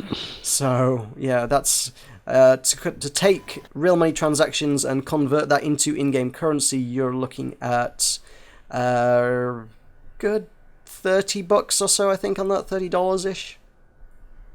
That might What does get, this gun actually do then? What's it fires like a projectile that weaves back and forth from side to side. You fire the gun. You can fire it 3 times in rapid succession. Each shot fires 2 bullets. The bullets weave back and forth side to side as it travels forward. When it hits the target, it explodes and deals shock damage, elemental damage, and inflicts shock on the enemy, which is really debilitating in PvP combat. And then, if it doesn't hit anything, it returns back to the player. It boomerangs. Which is really unique. So that's worth a fiver then. If you could get it for a fiver, sure, but as we say, you could pay a fiver and you've only got a 5% chance of getting it. Well, I hope you like your coat. Yeah, I hope you like your coat, basically. It's a very, very limited edition exclusive weapon in a game that up to now has been very, very fair, and all of a sudden we've got a weapon that most people are saying this weapon is really, really powerful and effective in PvP. It gives you a real edge over the competition. If you do this, you are going to do well just by virtue of having this gun, which is very much the definition of pay to win, unfortunately. Yeah. You are paying money to get a weapon. What's the advantage of winning in PvP? I forgot the crowns, or what they're called. Not crowns, coins. You do get crowns as for winning. You also get the prestige of having beaten your peers in combat, and you get some tokens that allows you to buy other cool stuff from the store. Okay. It's PvP. Most people do PvP for PvP's sake. They just want to beat other players, don't they? Yeah. Followers like additional stuff. You can buy things with the prizes you get from PvP, certainly, but, at this point, most people who do PvP on a regular basis probably already have bought most of the stuff they want from the store, and at this point are looking just to kick ass in PvP. So, an extra thing that allows them to kick ass even more efficiently, it would go quite nicely in their arsenal. So that's that. Yeah. Does, have anyone else have similar sort of opinions about, well, obviously... It's quite. If you go on the forums, there's a few threads. A lot of people saying it's kind of it's not particularly cool. It's not been discussed as widely as I'd like. It seems like most people are just sort of happy to go, okay, whatever. I just think it sets an unfortunate precedent because obviously people want this. They're going to sell a lot more boxes than usual. They're going to end up implementing more. They're going to make a lot of money out of it, and therefore they're going to go, oh, well, this makes us money. Let's do this again. And suddenly we're going to start seeing an influx of weapons into the game that all are, paid. Well, it'll be interesting to see how people react to not getting the gun, because I think that might be an indication of whether or not they'll do it again. True. I mean, basically my thoughts are that in the short term it's going to help the game out great because they're going to have a lot more money to work with. In the long term, it's going to hurt the game's reputation because people are going to go, don't play Spiral Knights, it's just pay to win. Why would you play a game that you can win the game by throwing money at it? Mm-hmm. It's true. I don't know how can they deal with it and how can they limit the weapon. My thoughts are that they need to make this weapon available through standard gameplay mechanics. That hopefully in the next couple of months or so they'll implement this weapon they'll probably reskin it and make it look different or something. But hopefully they will add it to the game in a way that players who didn't pay a lot of money can also still access and have a go with and play and use. It might look different, but they should still at least have access to it in order to make it fair. That would be the ideal situation. But we shall see how it plays out. Yes, indeed. at the moment, it's just kind of a little unsettling that they've done something like that. I've also finished Final Fantasy Tactics at long last. Oh, well, how long, I'm how long slow has that clapping. taken you? About Years. 130, 40 hours. Oh, right. To be fair, I say I finished. I finished the story. There's still like 40 quests left to do, I think. I mean, I've been saying for a long time there's 400 quests in the game. I think a lot of the spaces on the big grid that makes up all these quests are blank. I think it's 300 is probably the final total, actually. So, I think there's 40 quests left for me to do, which are still really difficult, because one of them is, there's this quest line that I've been doing for a while that's like, kill this tough guy who's like level 44, kill this tough guy who's level 55, 66, 77, 88, and at that point it's like, okay, that's it for a while, it doesn't do anything new. And then once you've beaten the game, it's like, oh, by the way, all those guys, all those 5 that you just fought, are now all level 99, and you got to fight all 5 of them at once. That's really, really tough. I'm level 50 for the record, just for some comparison here. So that's really nasty. So I might get to like 299 quests and there'll just be that one left to do, and I'll be like, you know what? Screw this. I could see that being the case. Right. Yeah, with do they have like weapons from the other games, the RPGs? Yes, there's certainly some crossover. I mean, they tend to reuse a lot of tropes and Yeah, ideas. I mean, especially sort of like the you know, like the spells. They've Yeah, used I them mean- in like all of them nearly. It's not even that. I mean, Final Fantasy reuses the same ideas, tropes, characters, ideas, locations, names, places throughout. I Yeah. mean, in every single Final Fantasy, there's a guy called Sid, right? Yep. There's two in this one. Two guys. There are 2 guys called Sid in Yeah, that's Final like Fantasy their Tactics trope, A2. though, isn't it? Yeah, It's their like running theme yeah. with Sid. I mean, most of the races are the same. Yes, there is a Buster Sword in there as well, if you want that one. It's not even a starting sword. It's not even it's not a particularly good sword. It's sort of a very sort of middle of the road, fairly early on sword. Which I thought was it? I mean, I don't know. I don't know what the original one was. I thought I was under the impression, was that not like supposed to be a really good sword, or was it his starting This is sword? a starting sword, Buster Oh sword. right, oh right. Final Fantasy 7. mean, It's a lot cool, of- cool looking weapon though. I like the look of it. Very bare bones. Punk A and lot metal. of the weapons and stuff from the first game make a reappearance. Some of them they've renamed, because some of them just had really weird names in the first one. There was, as you looked at it, it was like, why have you called it that? I mean, there was like one that was like a fist type weapon, brass knuckles sort of line of weapons. It was called a grease burst, and it was like, what the hell is a grease burst? Yeah, Is it? Is like a mechanical kind of. I don't know, but now the same weapon with the same sprite has appeared in the second game, and it's now a glice burst. Oh, It's it like- might be translation or something. Yeah, it's like, is that German now or something? I think. I But don't I know. mean, well, Final Fantasies will be the English translations sometimes get it like wrong, so might be that. It could be that. It could very easily be that. Cool. Anyway, I think that probably is most of what we've been playing this week, is it? Yep. Yeah, I think that's look, pretty. Looking at the list, I'm not seeing much interesting else to talk about. So we shall move on to gaming news, but we shall take a break for a moment, and we shall be right back with you with all the latest gaming news from the week. Alright, welcome back. Welcome back. We're going to talk about some gaming news now. We're going to get a jingle for that ad break. Yeah, we should do. Make us a jingle. It's your job now. Oh yeah, I had to make one for last week, didn't I? Did you? I don't even remember. But if you suggest it, you've got to make it. That's the rules. Watermash podcast jingle. I am actually going to use that. I'm going to find that snippet and put that in every week. It's just button mash jingle. It's awful, but I'm going to use it. Yeah, well, that's fits the theme of this podcast. Yeah, not so bad actually. Yeah. Anyway, big news this week is Amazon is to buy Twitch.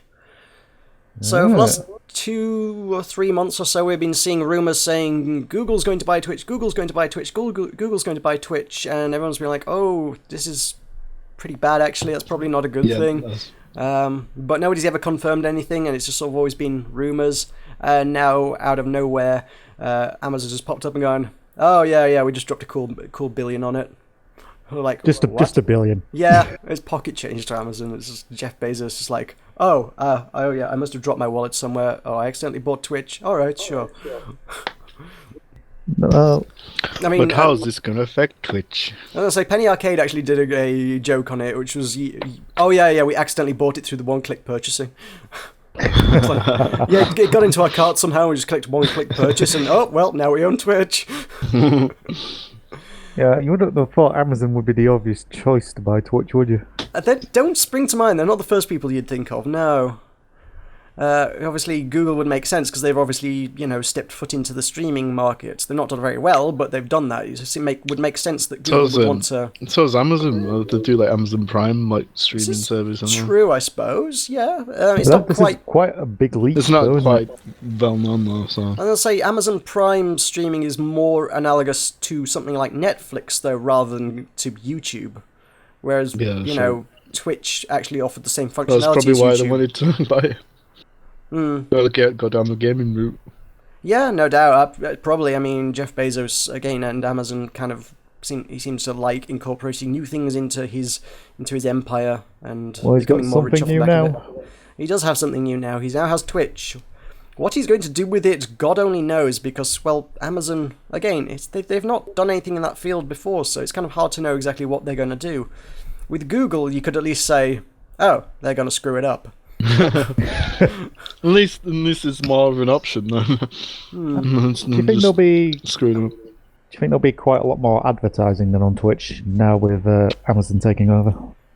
I don't know. I mean, I don't see why there should be, necessarily. Are you just doing a live game stream and suddenly, would you like to buy Buffy the Vampire Slayer on box set? You are aware that's already how that works. Do you like reading Twitch instead of watching? Twitch already has adverts in the middle of the stream, though, so that wouldn't change anything. The difference is, it might just be slightly more tailored towards specifically Amazon products, aren't there? Yeah, that's what I meant. Yeah, so it could be that, but I imagine they'd probably go for a slightly more subtle angle than that than just a platform to advertise. I don't think anyone's going to drop Why not try reading? $1 billion just to have a platform to advertise their other products on. Oh yes, we just spent $1 billion on advertising our bookshop. It's like, wow, okay. It does a lot towards it though. It's not 1 billion. I keep saying 1 billion. It's 970 million. So yeah. So there's a difference. There's 30 million still in someone's pocket somewhere. Which it's a steal. It's one big pocket. When you're talking about that kind of money, it's not really much in it. It's 970 mil or 1 bill, but if we're talking about that kind of pocket change, I wouldn't mind that kind of pocket change. That's pocket change I could handle. Actually, I wouldn't be able to handle it. I would go insane with that kind of money, but you know what I mean. Amps would fall down a lot. Yes. Well, it depends. You could put it in the format of, I don't know. What is the most compact format you could put 30 million in? There's an interesting thought even experiment. if you put it in notes, I think it'd be significantly heavy. Yeah, maybe. I'm now going to open up XKCD because they did something on this very recently. Do you guys read XKCD at all?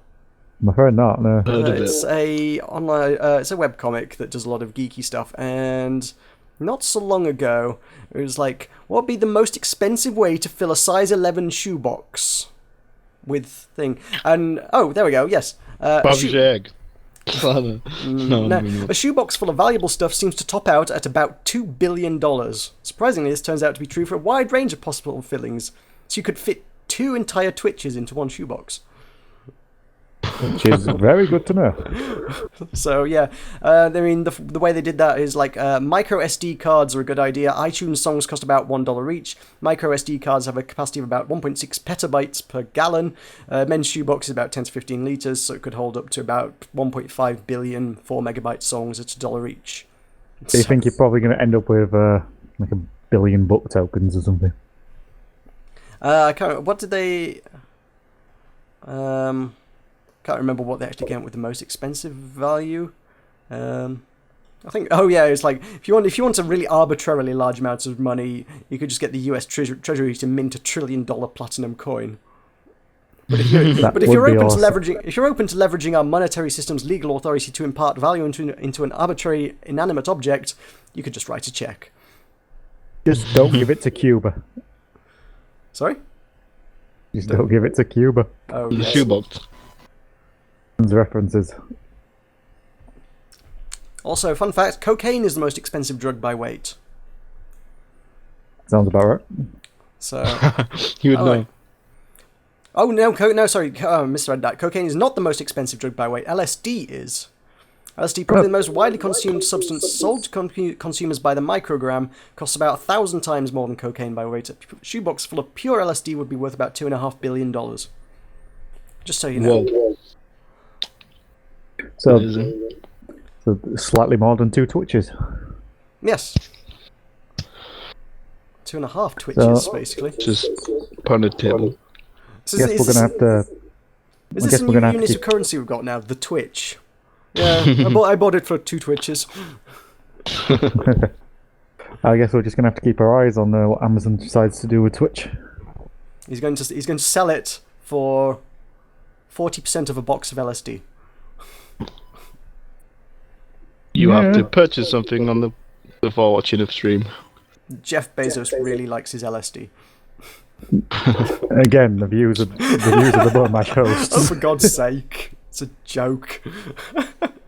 At any rate, yes. It So wouldn't that- surprise me if Amazon actually sold Twitch not too far in the future after buying it. It could be. He wants to flip it for a profit, maybe, but I don't know. When you're investing that much money, it sounds like you actually want it. But I don't know.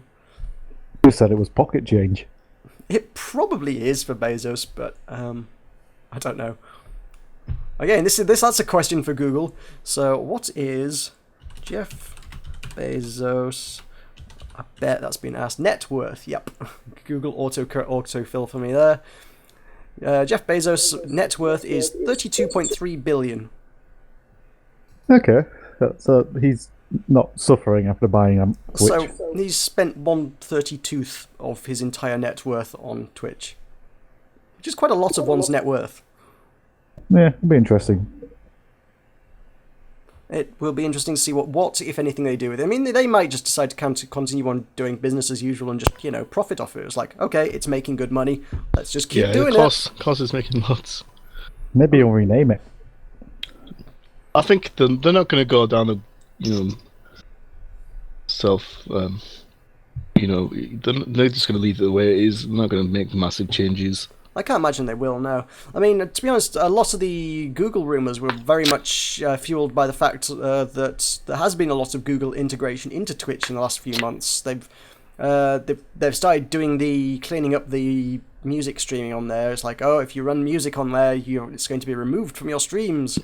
That stuff. And it's like, well, it's not so much from the streams. If you stream live music, you still can, but if you try and get the video on demand, they'll just mute the audio for like half an hour. Yeah, they'll chunks at a time. automatically mute it. If your audio matches anything in their library, which kind of is not the same as what YouTube already does, but it's in the same vein as what YouTube already does, and it's something. There's no warnings. I think on YouTube is like free content. What is it? Matching warnings or something. No, I can tell you as someone who does it, what they do is there's a content ID system, which is if it finds anything in its database that matches anything in your video, what it does is it flags it up, and the person who owns or allegedly owns that content gets a notification at their end that says, by the way, so-and-so's used your content in their video. What do you want to do with their video? And then they have a bunch of options at there, and it's like, run adverts on it, but give me the money from the adverts, or take the video down, or block the video in certain countries. But they've got a few options at their disposal. You then also have the ability to debate it and stuff. The actual copyright strikes, as you say, of which you can have up to 3 before they'll shut your account down totally. Those come when you actually start getting into proper legalities of who owns what. If you really keep pressing it and people keep taking your videos down, then you'll start getting actual strikes, and then you'll get shut down. Yeah, for a content ID match, you won't get your account shut down or anything. I've got like 3 or 4 myself, to be honest. Because at one point I used a 30-second chunk of Brutal Legend, and apparently you're not allowed to use Brutal Legend. Who knew? Who knew?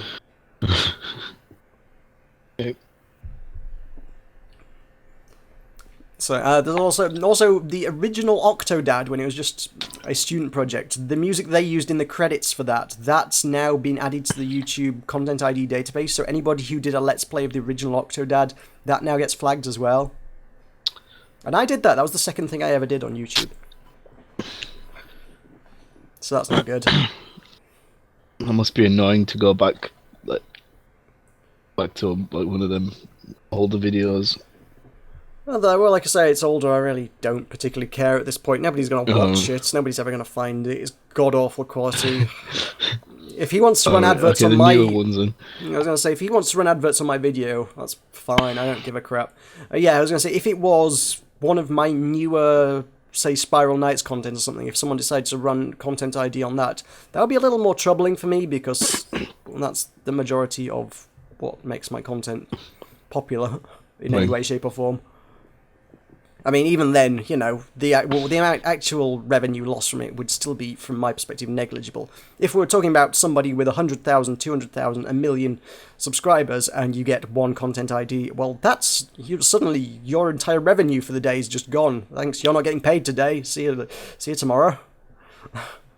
All your work today was worthless. Thanks. That's when that's annoying. For me, we're still talking pennies, so it's really not a big deal.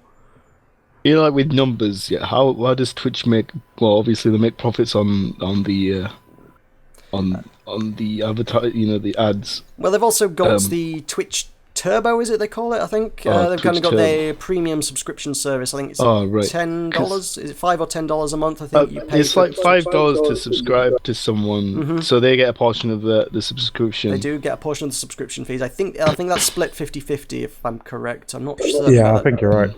So, yeah, you pay $5 to someone, that channel then sees $2.50 from that, Twitch takes the other $2.50, and then Twitch Turbo, I think, is also another revenue share with streamers somehow. I don't know exactly the specifics of that. That's probably a very elaborate and complex relationship, quite frankly, but the streamers do see a portion of the Twitch Turbo income as well, but I imagine Twitch themselves take the lion's share of that, which is just the ability to watch Twitch without adverts.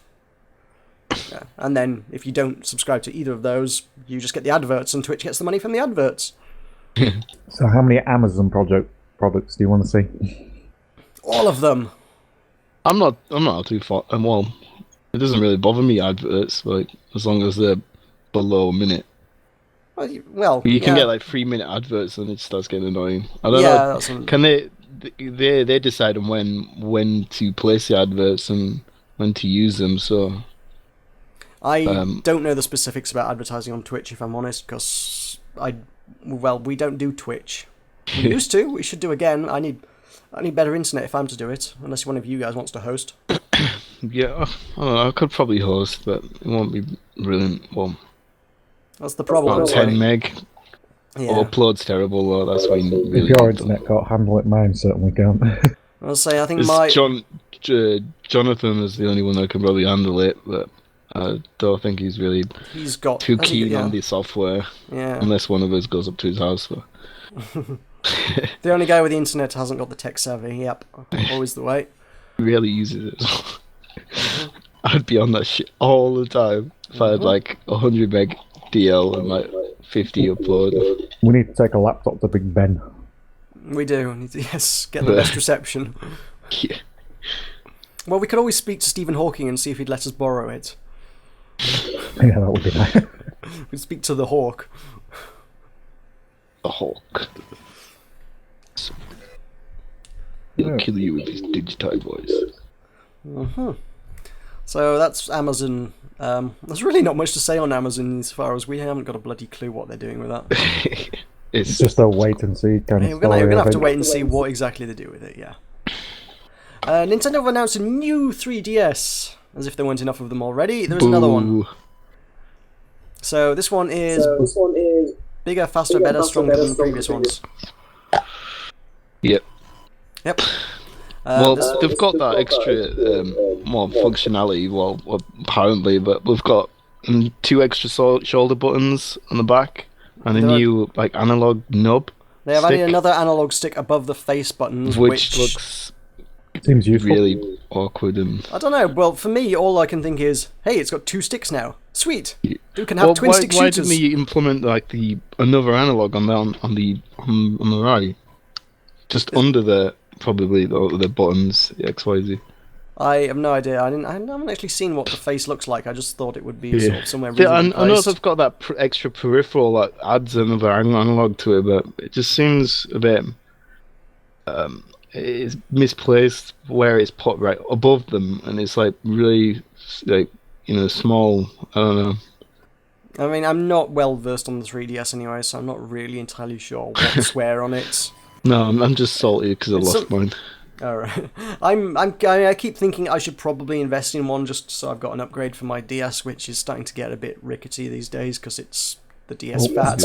Well, now there's a new one coming out, so Yeah. now's the time. Yep, this is true. This is true. I mean, this one is. There will now be. I don't know what they're calling this one. I hope they're going to give it some new and original name. At the minute, they're just calling it the new 3DS. The new 3DS. Yeah. But It rolls off the 3DS 2 sounds a bit. Yeah. Sounds worse. Well, give it a new name. Call it something that isn't Yes, DS. some entirely new thing that'd be good. But this is Nintendo. They'll probably just like But the- XL. Yeah. The 3DS squared. Probably. That could kind of work, maybe. But the problem is the fact that there are simply going to be games on it that can't be played on an old 3DS. Because of the new controls and formats and technology and whatever, there will be games for the 3DS2, 3DS squared, whatever you want to call it. Yeah, that's a that you can't play on the bit of original it, 3DS. Yeah. Yeah, that Which is is a turn crazy. off buyers. How long was it since the 3DS came out? Like I have no idea. 2011 was it? 2011, 2012, wasn't it? I don't know. We can check Wikipedia. So this launched February 26th, 2011. 3DS originally launched. Well, MASH is brought to you by Google. That was well, okay. I suppose I googled 3DS and then went to Wikipedia that way, but sure. So yeah, that's been out 3.5 years now, which for console lifespan is not the standard console lifespan. It's a bit short, but there you go. That's Nintendo. Well, it should have been the original 3DS. I don't know. What I think it should have. This version should have been the one that they released. Kind of. There's not that much major. Well, not obviously the major difference is the RAM. Well, yeah, there's obviously a CPU. technological upgrade. It is more powerful, sure. Right. In fact, yes, on August 29th, 2014, a new model featuring a more powerful CPU known as the new Nintendo 3DS was announced for an October 2014 launch in Japan. So, oh, right, I see. It has its own Wikipedia page, which is the Nintendo 3DS LL in Japan. Which is, I think, new Nintendo 3DS XL in... Oh, yeah, they are just calling it the new Nintendo 3DS, isn't it? Yeah, and it's got some shiny, brightly coloured word new above Nintendo. That's how you know it's new. That's how you know it's new, yes. It does look very new. I can't deny that it doesn't look new. Where's the new... Oh, God, is that the... I'm looking at the picture of it, and is that tiny little... You said nub, but I didn't realise it was like actually a nub, the extra analog stick. Yeah, exactly. That's properly a nub, isn't it? Yep. That's not an analog stick, that's just a... That's dot. I first time I saw it, I was like, "Is that an extra button? It must be an extra button." No, it's another analog. Really? Okay, that looks honestly crap. Yeah. It looks like the one from the not GameCube, the N64 one. Oh no, No, the N64 had a proper analog stick. no, I'm on the GameCube one probably. Oh, do you mean the C stick? Yeah, it's called C stick on as well, isn't it? Don't know. Referred to as the C. Oh, it is indeed referred to as the C stick. Yes. Yeah, so they've just They've taken the control from the GameCube and stuck it on the DS. It doesn't look like this C stick from the GameCube, to be fair. It looks like one of those little nubbins that you'd get on a laptop for a mouse. So, will we be buying one then?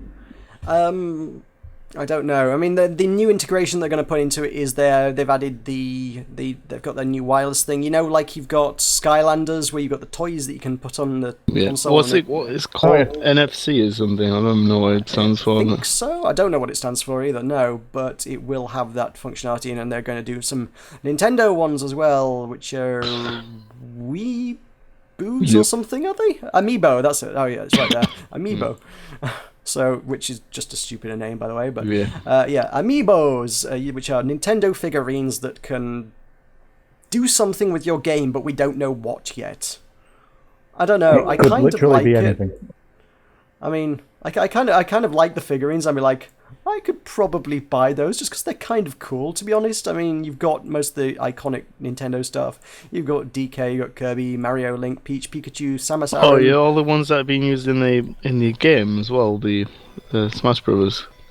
Because you collect them in the game as well. Oh, they are. This is for Smash Brothers, but I believe it will work with it. I believe it will work with other stuff as well. It's kind of some weird cross compatibility thing. So yeah, it's collecting things. It's a lot of stuff from Smash Brothers, but then it'll also work with Captain Toad Treasure Tracker, whatever that is, Mario Kart 8, Mario Party 10, and Yoshi's Woolly World. Yoshi's what? Yoshi's Woolly World. Remember that Kirby Woolly I remember yarn game? Kirby's Epic Yarn, wasn't it? Yeah. It's probably not entirely unrelated to that, I suspect. Yeah. I suspect it's probably the same game. It's just taken Kirby out and replaced it with Yoshi. Yeah, it sounds that way. Okay, so this is an upcoming side-scrolling platform video game in development by Goodfeel for the Wii U. You play Yoshi. Similar to... it is the same developer. Goodfeel previously made Epic Yarn. Set in a world where the characters and environment are composed of yarn and cloth. And it's Yoshi's Island, but with yarn, I think. Okay. And Yoshi will have the capability of using woolen transformations to progress through the game. For example, Yoshi can transform his legs into wheels. Cool. Just for you there. Just so you know. Half tank. Yeah, just Yoshi the tank. Why the devil not? Can Mario ride him? Unless Luigi can ride him, there's no point. Can they sacrifice him as well?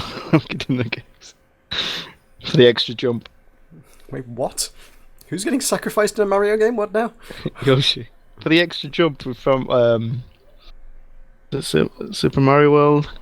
Some of the jumps you have to actually jump off Yoshi to get extra height. And Yoshi just falls to his death. Right, okay. That's how much of Mario is. Right. I very much had the mental image of some sort of ritualistic sacrifice going on. I was I just saw Mario. I had a mental picture of Mario leaning over Yoshi, tied to a stone slab with a dagger. It was like, we sacrifice Yoshi in the name of extra jump height. Just stabbing Yoshi. Or like, Mario's got dark. He does actually stab him though. Have you seen the smack that he does in Super Mario World? I can't say for his tongue, like he actually hits him on the head for him to. Yoshi, I will turn you into ragu. It's not ritualistic sacrifice on a dark altar, though, is it? Could be. Very much what I had in mind when you said sacrifice. Please accept our sacrifice to this dinosaur. S&M Mario Yoshi. Sorry? No, the man. We're still trying to recover from ritual sacrifice. Anyway, you into the game underneath as well, below the screen instead of above. The game cartridge. No, you lost 3DS. 3DS game cartridge. You normally stick it in the top of the 3DS. Right, yeah. Reallocate to the bottom. It's got It's got better 3D technology, so you can view it at any angle instead of just face on. Oh, well, that's wonderful to know. Yeah, like someone plays the DS like lobsided. I want to play my DS on an angle, yeah. You might actually go to does it count as vertical angle? So yeah, it probably counts for that as well. Yeah, maybe. I'm going to sleep easier at night knowing this. I don't know, because generally monitors and screens and stuff generally tend to handle vertical and horizontal viewing angles independently. It's like if you ask for a viewing angle, you have to treat vertical and horizontal as different. because they are in fact different. So you'd have to, you'd want to know which viewing angle they're talking about there. Horizontal would be weird. Vertical, maybe less so. Yep. So either way, I mean, to be fair, the appeal of the 3DS is not in any way, shape, or form of the 3D for me. I was like, I can't really see that being particularly a thing I want to go I can't for. see 3D, so. I'll say, I mean, right, fair enough. So yep, it's just the games. Yeah, Super Smash just the Brothers games. for the is that already released for the 3DS? October maybe as well. I have no idea. I don't. Again, Well, it's it's not going news to I come into follow. the handheld first before. I don't know how that's going to make an impact. It looks exact. Well, it might be less features in it. I'm not too sure. Just making assumptions there. I have no idea. Like I say, Nintendo is not something I've particularly kept much of a close eye on since the GameCube, honestly. So Yeah. a lot of Nintendo stuff tends to pass me by these days. I'm just like, oh, Nintendo are doing a thing? Okay. But similar sort of thing. Yeah, It always involves the same either characters or first party stuff. One day, chances are, something I'll be like, oh, wow, that's actually really cool. I could probably go for that. But most of the time, I'm just like, more of the same. Yep. So Mario Kart looks. Nintendo have a bit of a problem of moving with the times, really. they just, yeah, The new they need new IPs. They do though. need new IP, is Nintendo's big problem. They need to stop rehashing the same stuff over and over again. But then there's no I think incentive to, Miyamoto because said people keep something buying about- it. Someone said something about that. Sorry? Nostalgia is a powerful thing. Saying something about new IPs going back to the core gamers instead of casual. Right. Essentially, pressing the reset switch button. But that's not necessarily a new IP. Doesn't mean anything. Yeah, no, it's just saying That's basically. just marketing bollocks is what that is. Yeah, catering to the people's. Although I will tell you, the one series they haven't touched in ages, and god damn it, why? Where's F-Zero at? Where my F-Zero at? Seriously. You got Mario Kart. I don't want Mario Kart. You don't play any of Mario Karts. I've played a It's too- bajillion Mario Karts. I want some more It's too F-Zero, damn it. violent. Not F-Zero for you. How is It's too violent. There are no weapons in F-Zero. It's not even a violent game. Mario Kart is more violent than F-Zero. Yeah, I know, but that's less blatant. It's less cartoony, but it's still a freaking sweet game. I played Didn't so they make much GX on the GameCube. I swear they made like a F-Zero remake, or was it a? Ethnic Really stereotypes are where the money is at. I'm pretty sure they haven't done if they've done an F-Zero in recent years, that has very much slipped under my radar by a long margin. Let's see, F-Zero franchise. This is turned into Wikipedia, the podcast, but there we go. Again, sponsored by Google. How is it Google? It's Wikipedia. It's nothing to do with Google. You have to go through Google to get to Wikipedia. No, I don't. No, you don't. I'm on That's Wikipedia. That's how people normally got it. I am already on Wikipedia. Anyway, F-Zero GX. Oh, they did F-Zero GP Legend, which was the Game Boy Advance version. The Game Boy Advance version in 2003 was the most recent edition of F-Zero. They haven't done an F-Zero in 11 years.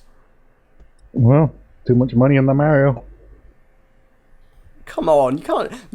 We know what Nintendo are like for rehashing franchises. How can they leave one franchise for 11 years without a game? That's just obscene. Since Smash. Since Smash Brothers, isn't it? Like, vaguely. Sorry? I think one of the levels, F-Zero levels. Oh, are they in- did, yes, they added some F-Zero content to Smash Brothers, and That's good enough for them. well, Captain Falcon was in Melee. I don't know, was he in Brawl? I have no idea. I'm not too sure. I'm playing If they cut ages. Captain Falcon out of Brawl, that's just Yeah. unacceptable. Yeah, I think they've got Captain Falcon in the newest one, so probably in all of them. Is Moonin. Probably, come but on. you know, I don't want F-Zero references in the other games. I want some F-Zero, damn it. So one on the GameCube was fantastic. It was a great game. Yep. Brutally hard, but it was a good game. Oh, Some Mario and Luigi are on a yacht, smoking F-Zero games. There was an F-Zero Climax on the GBA in 2004, so it's been 10 years, which is still just as bad. Yeah, Yep. that's a massive improvement. Indeed. So, Okay. I don't know what's happening with that franchise. That's a bad one. Well, it was a good franchise. It's a bad state of affairs. No one knows anything about Maybe Nintendo. they'll make a 3D one for the 3DS. The new 3DS. Yep. Anyway, other news. Valve has been taken to court over its refund policy by the Australian Consumer Commission. Which means that under Australian law, if you sell something online, you do need to offer a refund. And Steam do not. And it's like the one thing that they've been criticised about on a number of occasions. Yeah, they underline it all the time though. No refunds. Yeah, Like Marcus but from that Borderlands. that doesn't allow you to violate the law. Just by saying no refunds doesn't mean that the law doesn't say that you need to offer a refund. If the law says if you're selling something, you need to offer a refund, you need to offer that. You can't just say, oh yeah, but it's in our terms and conditions, no refunds. That doesn't cut it. But doesn't that kind of put... Right. What was it? Was it about a game or someone wanted a refund from a game? That happens all the time. Steam has 75 million users. Lots of people want refunds. Valve turn most of them down. I mean, occasionally they'll do... I mean, the standard sort of thing that you hear going around is Valve have got this policy of one freebie for each account or something. It's like they'll let you have one as a customer service gesture, but after that they'll be like, nope, no refunds. No, you're pushing your luck now. But yeah, under Australian law, they say no, you have to allow refunds. What if your product is shit or doesn't work? Because that's a thing. That happens. There have been plenty of documented instances of games that just straight up don't work, and you can't get a refund because Steam is like, nope, you bought it. Well, to be fair, the consumer was told that they weren't going to get a refund when they bought the product. Yeah, that's one. Well, true, but again, that doesn't. I mean, it's Valve's job to comply with the law, and the law says you have to give a refund. It's an interesting case, really, because if Valve's policy does not supersede the law. if the Australians win this, does that mean Valve now have to offer a refund in every country? I just don't in know. Australia. It may just be Australia. I mean, there was something a couple of years back where Germany sued them over something. I can't remember what actually came of that. I don't recall if there's anything noteworthy, but Germany did sue them for probably the same thing, actually, refunds, I suspect. So, this is not the first time this has happened, and they are, in spite of Valve do a lot of other things well, they're generally good service in regard to what they provide. They add a lot of value to their product. They give you a lot of good reasons to use Steam. Otherwise, they wouldn't be the leading platform on the PC marketplace. yeah, you'd have to increase more customer service if they were to implement like a refund policy. I don't know if do they do it just solely online, or would they have to actually get in contact with someone and arrange a refund? Or Valve it gonna should surely have be done online. Valve going to have to open an Indian call center? Entirely yeah, because possible. obviously the last reasons why the refunds are mostly if the game's not, because they should regulate that stuff anyway, even before the release of the game, if it's not working properly, That is the other argument, which is that, yeah, potentially Valve should, actually look at their storefronts and actually, make sure that they are only selling quality products, which obviously, as of late, they have not particularly been doing. They've just been letting any old shit through. Good for the devs. It's good for the devs, no doubt, for the people who couldn't previously get onto Steam, but then you also see a lot of other devs going, oh, we got on Steam, but we didn't sell any copies because we're buried under piles of other shovelware. And it's like, we got onto Steam, and normally you'd have a couple of days where you're in the Steam new releases list. It's quite possible to get onto Steam now and immediately, on day one, be buried under 10 goddamn Freddy Fish titles or something. Yeah, I actually went with into the my... green light. Well, how does that work? Don't they have to be on green light before they go on to Steam, or is it... Yes and no. It's a tricky one because there do seem to be a lot of people getting on Steam without Steam Greenlight these days, and at the same time they're also approving vast swathes of people through Greenlight. They're like approving like 100 a month or something silly these days, I think. Yeah, the only ones that I think that get through without going through Greenlight is the more, the more anticipated titles. Probably get through easily, but I don't think it is. It's more people who know the right people. If you've got ties to the right publishers, you can just get onto Steam because you know the publishers. And in a lot of cases, it's sort of people who are publishers and have spent like 10, 20 years making really goddamn awful titles for PC. You know, when you go into places like Maplin or something, and they've got the little, you got the stand, the little triangular stand that spins round.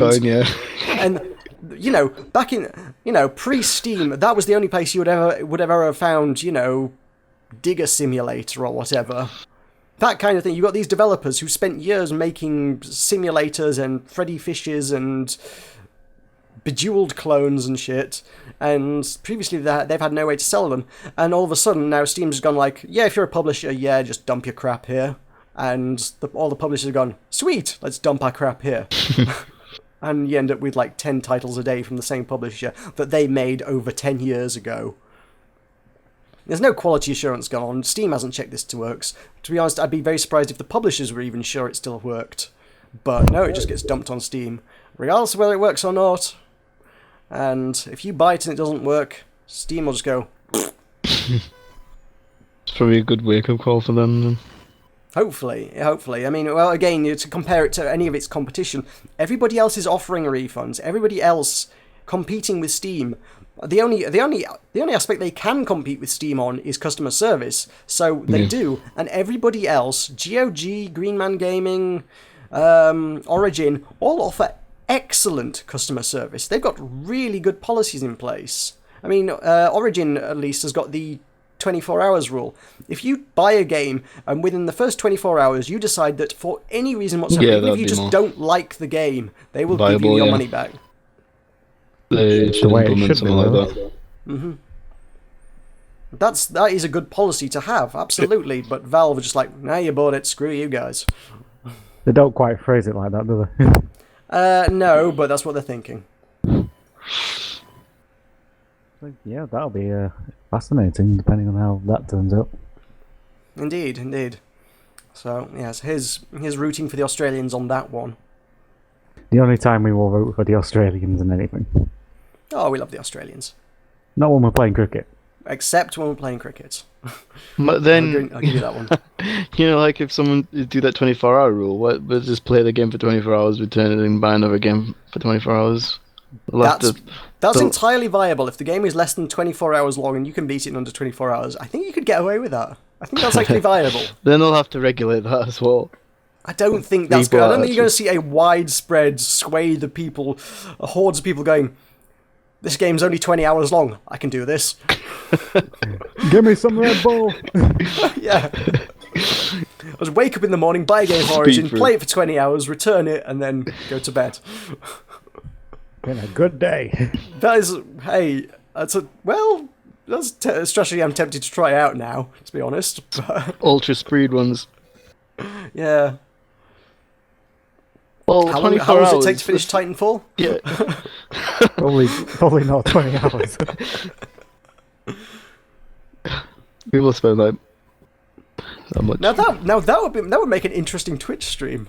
Yeah. Let's see if you can complete Titanfall in 20 hours. 24-hour refund. And stream getting the refund bit at the end. Yeah.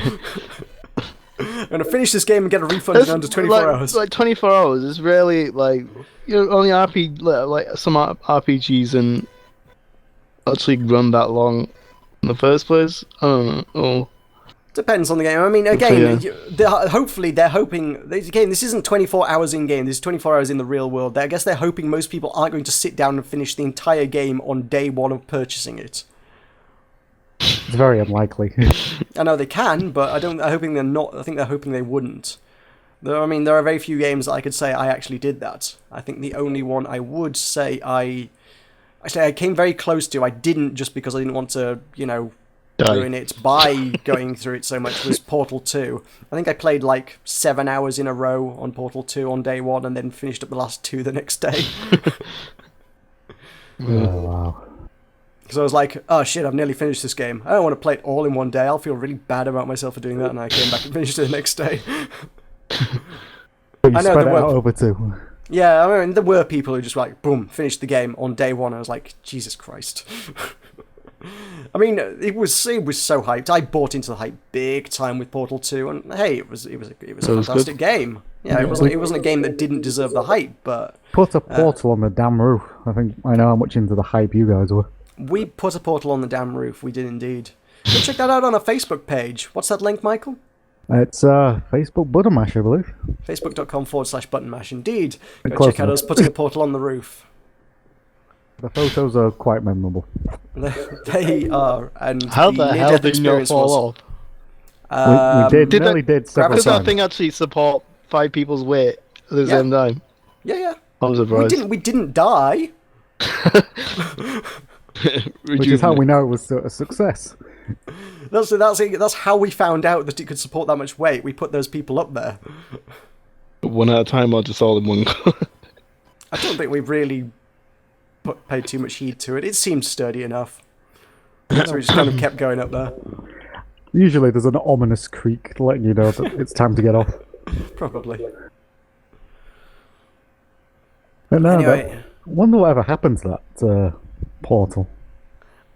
Someone stole it. Did someone not offer to buy it? Yeah, but we couldn't sell it to them because it was too big for them to collect. Oh. Then it's probably gone into some cellar that got a bit damp and decayed at some stage. It's probably a bit green these days. Yeah, it's a sad, sad situation. It is. I didn't see when we were in the when we looked around. We did trawl the building trying to find old equipment, and we never did see it. No. So Can I just say I'm very disappointed after I said sad, sad situation. None of you said, and it's getting more and more absurd. because I don't know that song particularly well. Woo. I'm not a song person. What can I say? I'm getting that. I'm not anything other than video games person. I didn't catch it then. I have a completely one-dimensional personality. You should know this by now. Let's move on. Let's move on. Pokken Tournament has been announced, Yay! which is Pokemon meets Tekken, Yep. Yep. which is a weird concept, but I guess you guys weren't there when we met up on Friday. We did discuss this to a certain degree. There's a lot of potentially good concepts you could think about with that. You think about a fighting game for Pokemon. It is a fantastic idea. It is a great idea. Why has it not been done already? I mean, it already is kind of a fighting game, but... Well, Pokemon is essentially a fight, but it's never been a kickboxing or... It's not a Tekken thing, yeah. It's not a fighting game. I never quite remember Pokemon being Ash and Gary Oak throwing money into the middle, making Bulbasaur and Squirtle have a bare-knuckle fist fight. Well, now you can see that happen. Have you seen the Sonic Fighters? Sonic Fighters now? Yeah, it was like a... it was on what Is console? it the same thing but Sonic? Yeah, exactly. Alright. No, I've never seen or heard of that. I'm looking forward to that when that comes out. No, yeah. But yeah, if you think about Pokemon's got a lot of sort of potential there. If you think about the mechanics that are actually involved in Pokemon, things like evolution and the movesets and things. I mean, already offhand, I can think, well, potentially you could have hundreds and hundreds of characters. Weaknesses. I was going to say, yeah, I mean, are we going to talk about elemental weaknesses? Are you allowed a roster of things? Can you call back your Pokemon mid-fight and send out a different one? What about movesets? Like tag team. Yeah, Pokemon traditionally only have 4 moves. Yeah, but... You don't normally have the whole for combos specials, and shit. so I think like out any 4 sort moves, of your fighting Pokemon? game out. Are they going to have The to be special weight moves. classes, do you think? Sorry? I think they're going to have to be weight classes because a Charizard can't fight a Rattata. You can in any other Pokemon game. Yep. I mean, that would handicaps. surely end badly. Well, my idea potentially was that Pokemon could evolve after they took a certain amount of damage. Yeah. So you'd start out by sending out Charmander. You wouldn't have a Charizard in your Pokeball. You'd have a Charmander in your Pokeball. After your Charmander's taken a third of his health bar damage, it would evolve into Charmeleon. Once he's taken 2/3, it'd evolve into Charizard. With a Rattata, because it's only got the one evolution at 50%, it would evolve into Raticate. So not that you know too much about Pokemon or anything. I played a lot of Gen 1, for Christ's sake. I know Gen 1. But certainly that would then potentially offer up different strategies insofar as if you wanted to open up the fight with Charizard would be the most powerful Pokemon you could send instead of, Charmander. But in order to get that far, you would have to take 2/3 damage in the first place just to evolve it up to Charizard. So it'd be super powerful, but it would be massive glass cannon time because it would have very little health left by that point. So there's massive strategic opportunities in that regard. But the RPG elements to it, I don't know, leveling up after. I don't know how that'd be game breaking though. I don't know. I mean, I've given this far too much thought actually over the last couple of days or so. But so tell us a little bit about where this tournament's taking place then. Sorry? So tell us a little bit about where this tournament's taking place. What tournament? That's what the game's called. It's a game. It's Pokemon Tournaments is the name of the game. Oh right, sorry, I thought there was. You can hold tournaments after it's released. You could have a Pokemon tournament, yes. Tournament. Sorry, I've working on limited sleep. Apologies. Oh, fair enough. Yeah, I mean, obviously you've got Tekken Tag Tournament as a thing, so it's presumably working off like it's Tekken Tag Tournament, Pokemon Tournaments kind of thing. I mean, I can almost envision with your progression. I don't know. Maybe I've been playing too much Hearthstone, but I can also imagine like Hearthstone kind of mechanics. It's like I don't know. It's kind of you've played enough matches. Here, have a Pokemon. Pull the lever, get a random Pokemon out. Great. Now you can play with that. Add it to your roster, kind of thing. I don't know. Then they'll have to be like, if they're working on Gen 1, they'll have to be how many Pokemon was in? I don't know. Well, obviously they got to count evolutions, but without evolutions. Well, again, I don't know what. I mean, I think the screenshot they showed further gen evolutions and what Pokemon. There's Lucario. I think it's probably just going to be the most popular of the Pokemon. I mean, the screenshot they showed was probably Machamp, which was Gen 1, Gen I think, 1, but with it's Lucario. Fighting. Sorry. Lucario, is it? So I don't know if they knew he's one. That's the one he's fighting. Which gen's that from? That's 5 or 4.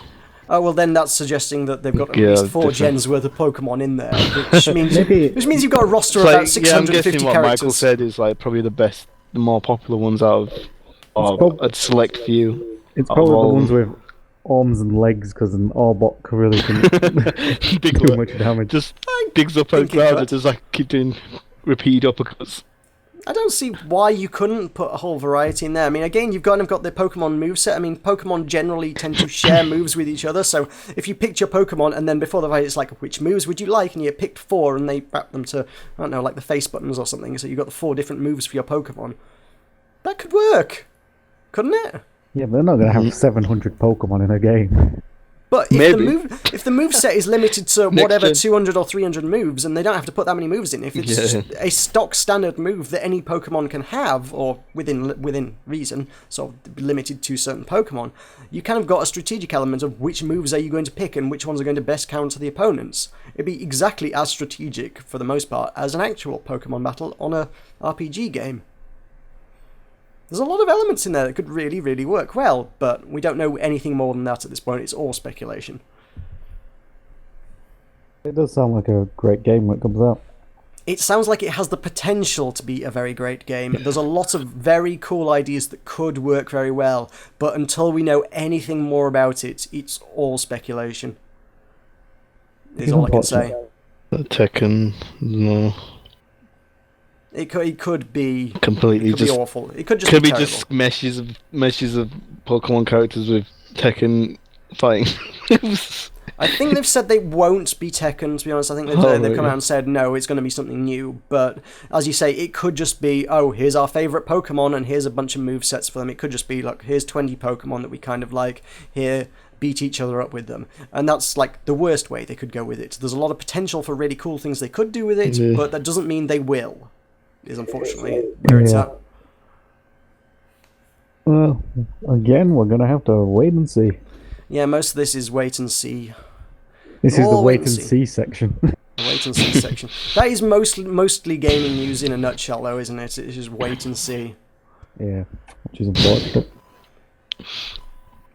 So the final news for the week is where we were at last week. Is this something we want to talk about? Because it's kind of a bit of a touchy issue. I think this is our news and gossip section now, isn't it? It's news and gossip, definitely, yes. Gossipy. The conspiracy of which we delved into for 20 minutes or so last week. I rambled on for a long time on that. Yep. There's been a lot more he said, she said shit, as there was last week. Currently, apparently, I'm just spreading shit at this minute. The last thing I saw, just before I came out, there's a fantastic thread, which is so conspiracy theorish.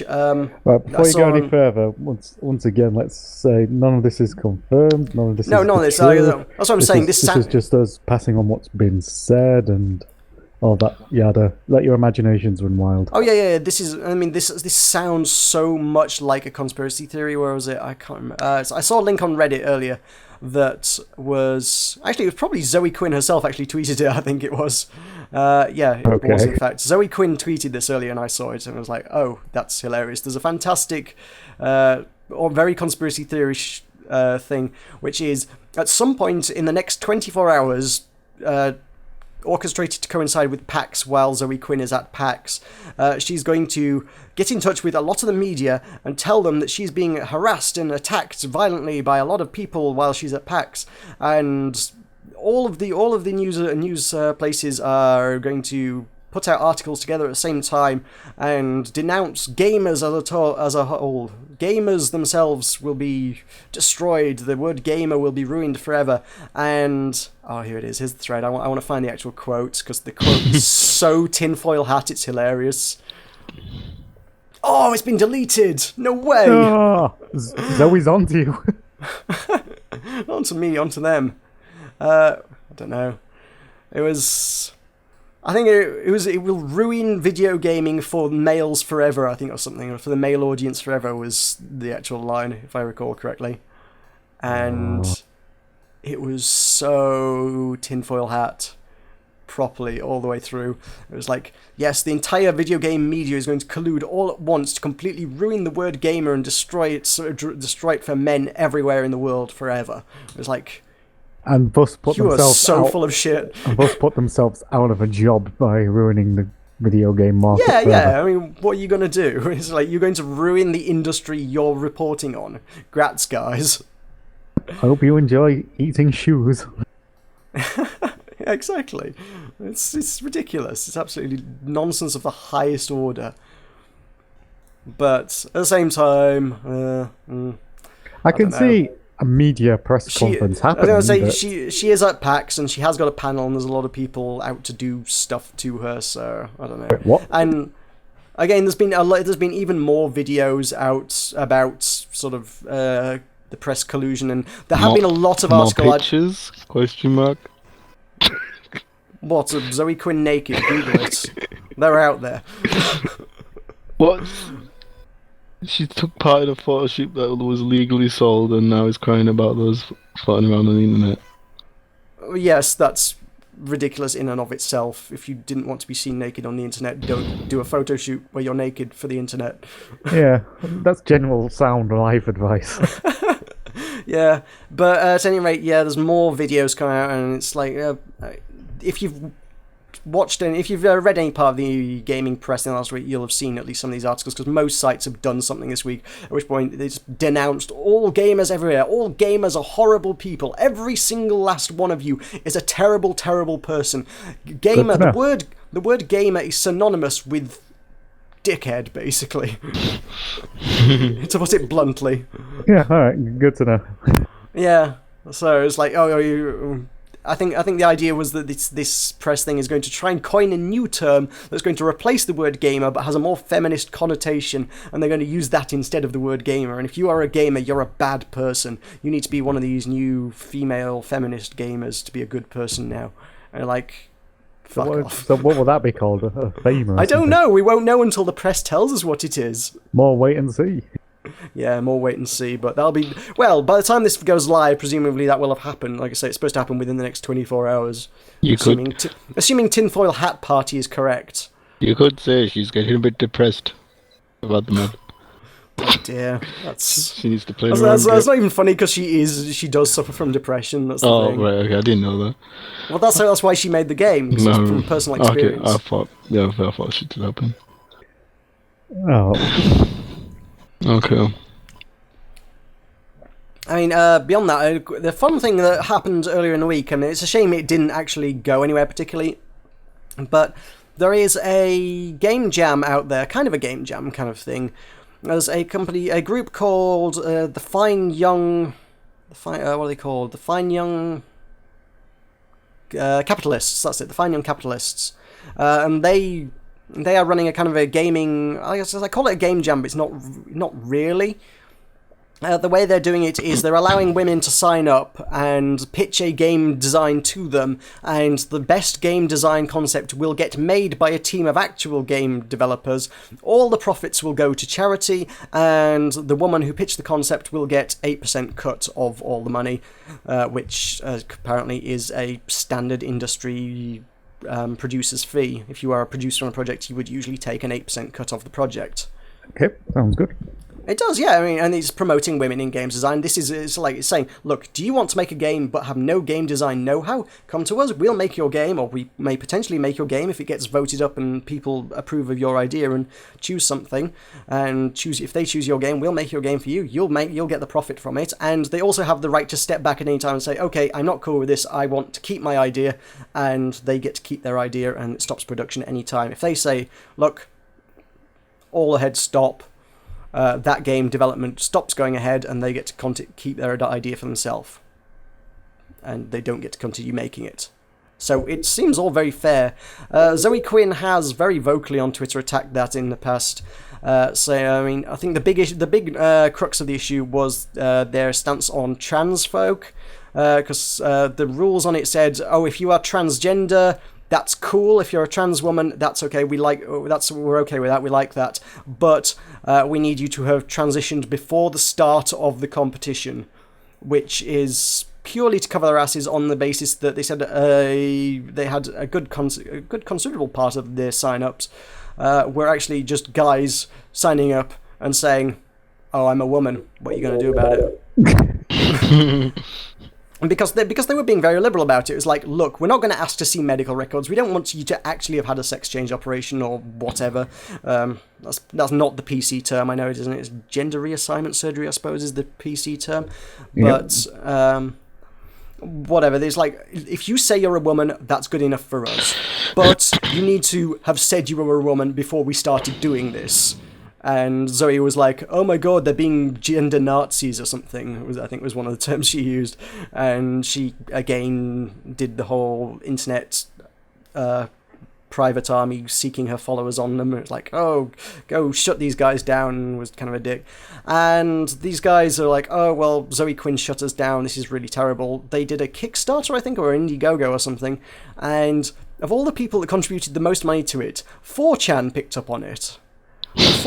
Yeah, I know, because 4chan, specifically the video games board, because of all this shit in the last week, have been painted as such massive assholes that just hate women everywhere and want to destroy women forever, and not just some guys who like video games.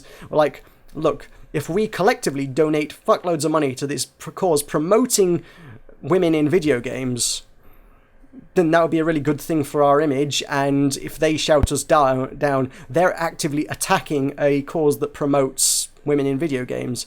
And oddly enough, that's exactly how it's played out. 4chan has donated over $2,000 to women in video games. Zoe Quinn and her followers have attacked a group supporting women in video games. And one of the stretch goals, and this is the part I really like on it, not stretch goals, one of the rewards was if you donate more than $2,000 to this Kickstarter, you get to design a character which will appear in whatever game gets ultimately made. So 4chan got to design the character. I wonder what it will be. Yeah, you'd be surprised, because that's the thing. Their stance was, look, everybody's expected us to do some fucked up shit, some tentacle monster or something. Everybody expects us to do something really ridiculous. Let's just do a normal girl. And they have. Look her up. There's Vivian James is the name of the character they came up with, which is a play on video games. Vivian James. And I get it. It's a really cute character, to be honest. He's just an average girl who is always slightly disgruntled about the state of affairs within video games, which is like, look, it literally represents the video games board on 4chan. That's good. And I think that's really cool. But then I came back like 2-3 days later, and they're all like, "Oh, this was such a shitty idea. I can't believe we let people talk us into Vivian James is just a shitty concept." And I was like, "Oh, for fuck's sake, guys!" I was like, "This is so positive and so inspiring. I really like this. I love that something so positive has come out of all this shit. That this thing promoting women in video games, sponsored by the arsehole of the internet, who have developed this really nice character, has come out of all this." And then 3 days later, they're like, "Fuck Vivian James, this is bullshit." I was like, "Oh, for God's sake, guys. Just for 5 minutes, can you be nice, please?" Yeah, there you go. 4chan, oh dear. So that's the continuing saga of the Quinspiracy. Obviously, PAX is ongoing at this moment in time, so we shall see whether Zoe gets attacked at PAX, and whether they bring down the entirety of video games from it. I dare say that'll probably crop up on the news sites at some point. I imagine we would hear about it if it does happen, yes. So if there is no Button Mash podcast next week, you know... We'll know it's because Zoe Quinn has taken down video games forever. We're going to have to get gender reassignment surgery to continue. Yes, absolutely. And then we'll have the... I don't know, we'll have to... Whatever the chosen term is, we'll have to embrace that and do the... I don't know. It depends what the term is as to what we'll have to come up with some sort of pun based on gamer girl, whatever the gamer girl term is. I would have thought that would be patronising to women, though, because surely they just want to be considered as gamers. There shouldn't be a distinction. Well, that again, this is the whole point of Vivian James. This is why Vivian James was coined in the first place. It was just someone who wants to play video games, and regardless of anything else. Make Vivian James a character in every game from now on. New rule, you're not allowed to make it. You're not allowed to make a game without Vivian James in it. New rule from now on, yep. Regardless of setting, objective. Absolutely. Tetris has Vivian James in. Oh, man. Anyway, I think that's probably enough news for 1 week. That's all that's pretty much going down this week. That's the select juiciest cuts of the news this week. So we'll take another break here, and we shall be back shortly with the new releases for the week after the break. Button Mash jingle.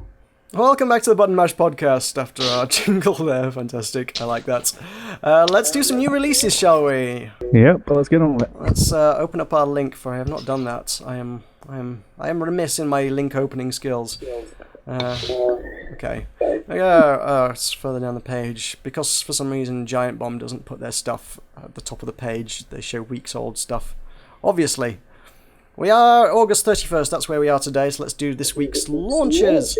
We have Street Fighter 2010, The Final Fight, on the Wii U, which despite the name... 2010. Despite the name, it's not actually a 2010 game. I mean, look at the box art, for crying out loud. It's actually from 1990. But it was released in 2010, yes? No, it's been released a lot of times since 1990. So this is Street Fighter into the future, which the future is now in inverted commas. It's like, take Street Fighter into the future in this strange 1990 NES release. Okay. That's on your 3DS eShop. It's a 1990 re-release of a game that's set in the future, because it's 20 years in the future. Lol, guys. It's not going to be still around in 20 years' time or anything. Just like Back to the Future, that's not going to be still around in a year's time when it's 2015. Oh. Why is it on the Wii U? Because they've got the Virtual Console. They sell all the old stuff, don't they? Virtual Console. Yeah, it's Virtual Console content. So, yeah, if you want to play a game from 1990. And some people do.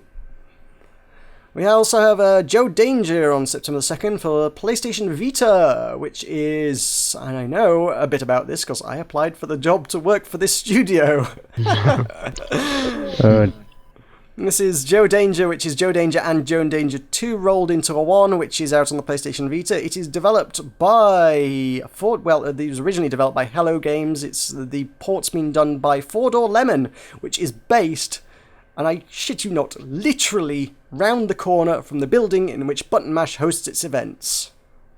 Wow. Yeah. That would have been ideal for you if you'd got it. Yeah, it would have been really nice to have a job there because it would be really convenient for me, but hey, there you go. So yes, Joe Danger and Joe Danger 2, the movie, all rolled into one game. Famous stunt driver and daredevil, sort of a fast-paced, I don't know what you call it, platformery kind of thing, I suppose. There's a lot of jumping and grabbing collectibles and shit, so it's a kind of platform, platformer, basically. kind of platformery, yeah. But yeah, platformery, normally you have some sort of degree of control over the speed at which you do things. Here you're like on a car and you can't stop. Although actually that's not even true. I think you can. I think it is very much just a platformer, I suppose. But there you go. Yeah, there's a lot of silliness and cool stuff going on, and I've not played it, but it does look quite fun. I wouldn't say no. If I had a Vita, I might have a stab. I don't. Also on the second, we have Danganronpa 2: Goodbye Despair for the Vita and PSN-V, which also sounds like the Vita. It's on the Vita twice, yeah? Yeah. It doesn't even have a thumbnail image, so... We can't really... Yeah, I was wondering about. Oh, okay, if you click on the link, it does. It's a group of students trapped on the island of Jabberwock must murder their classmates in order to win a cruel game run by the diabolical Monokuma, an action-adventure visual novel game developed by Spike for the PSP. That sounds alright. So it's a PSP port to the Vita of what sounds like a visual novel version of effectively Battle Royale. Yeah, it does sound that way. I could go for that. That sounds cool. I could go with that. It does look pretty anime, so if that's not your scene, maybe not. Avoid. But hey, there you go. Strange anime things from Japan. Always fun. Always fun. Dance Central Spotlight for the X-Bone on September 2nd, which is Dance Central. Is it really? Yep. I thought it was a singing game. Isn't it around that time they're not including the camera with it? Yes, sure. You can have it without the Kinects these days.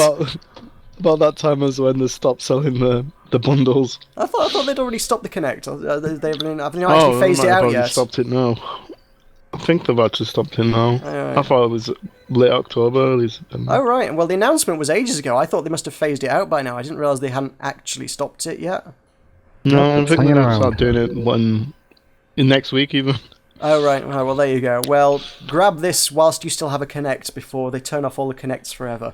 No, wait, that's not what they're doing. That would be a terrible way to do things. No. Turn off, so they've always been on. Well, yeah, that's the whole point of them. They're always watching the Kinect. Always watching knows. you. Yeah, Big Brother.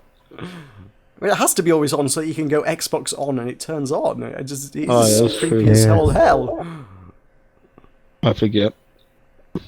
So as long as you don't plan to have sex in front of your Xbox, you're all good. It happens on PS4 all the time, apparently. Really? Oh. People host sex shows on it. God damn it, for God's sake. So Queen's BRB right, going we out are to all buy a dicks. PS4. Anyway, yes, Dance Central. I think you must know what Dance Central is. This is, base game costs $9.99, includes 10 songs, and then they'll nickel and dime you to death by selling you a bajillion other songs for $2 a piece. And they include a million and one things that I would never listen to. Not a Rihanna fan then, John. No, or a Will.i.am featuring Justin Bieber song #ThatPower. I've never heard that song, but... There's nothing in that sentence which sounds appealing. No. I've heard the song. Very good. No. Okay. In fact, you can download Aha's Take On Me, so... That would be fun. But you have to buy the base game and get 10 songs you don't want to get that. Okay, well, yeah. They've got Erasure, but unfortunately it's not Robot Unicorn Attack. Then what's the point? I know, what actually is the point? Half the music in. Why would you have Erasure in a game if it's not going to be always? Yeah. Nintendo Kitten Adventures music in that. Still alive. We need that Portal song. Is there a dance to Still Alive? I'm sure you can It's not well innovate known one. for its dance. When you get DDR, like, Well, hopefully, More if popular. plans go according to plan, we'll have some dance mats that we can use in the near future. Ooh, spoilers. Spoilers, yes, indeed. That's gonna that's gonna be a while yet, anyway, to be honest, but potentially. Warriors Orochi 3 Ultimate on September 2nd, which is also a goddamn re-release. There's nothing but re-releases. Has anybody made any new games lately? There's nothing we've done that hasn't been out it's years popular before. in Japan. They have Sorry? that cult following. I have no idea. It's not something I've actually, to be honest, heard of before, but it's the third installment of the franchise, Hack and so it must be slash. around. Yeah, it looks hack and slashy. Rinse and repeat. Yes, hack and slash, rinse and repeats. People are not Okay. gonna be happy. He said that. So yeah, that's a re-release of stuff that already exists. We have Stronghold Crusader 2. Let me guess. When was this? Oh, is this look? This is Is Stronghold Crusader 2 not already out? Or is it just Stronghold Crusaders out? I feel like there's so many sequels to everything that... It's Crusader Kings, I think you're getting. Oh, is that what I'm thinking of? It could be. Crusader's a very popular game title, really, isn't it? Yeah, Hey, and, game names again. God damn it, guys. Fix your goddamn names. Stronghold Crusader 2, Crusader Kings 2. Who knows? They both feature some medieval dudes.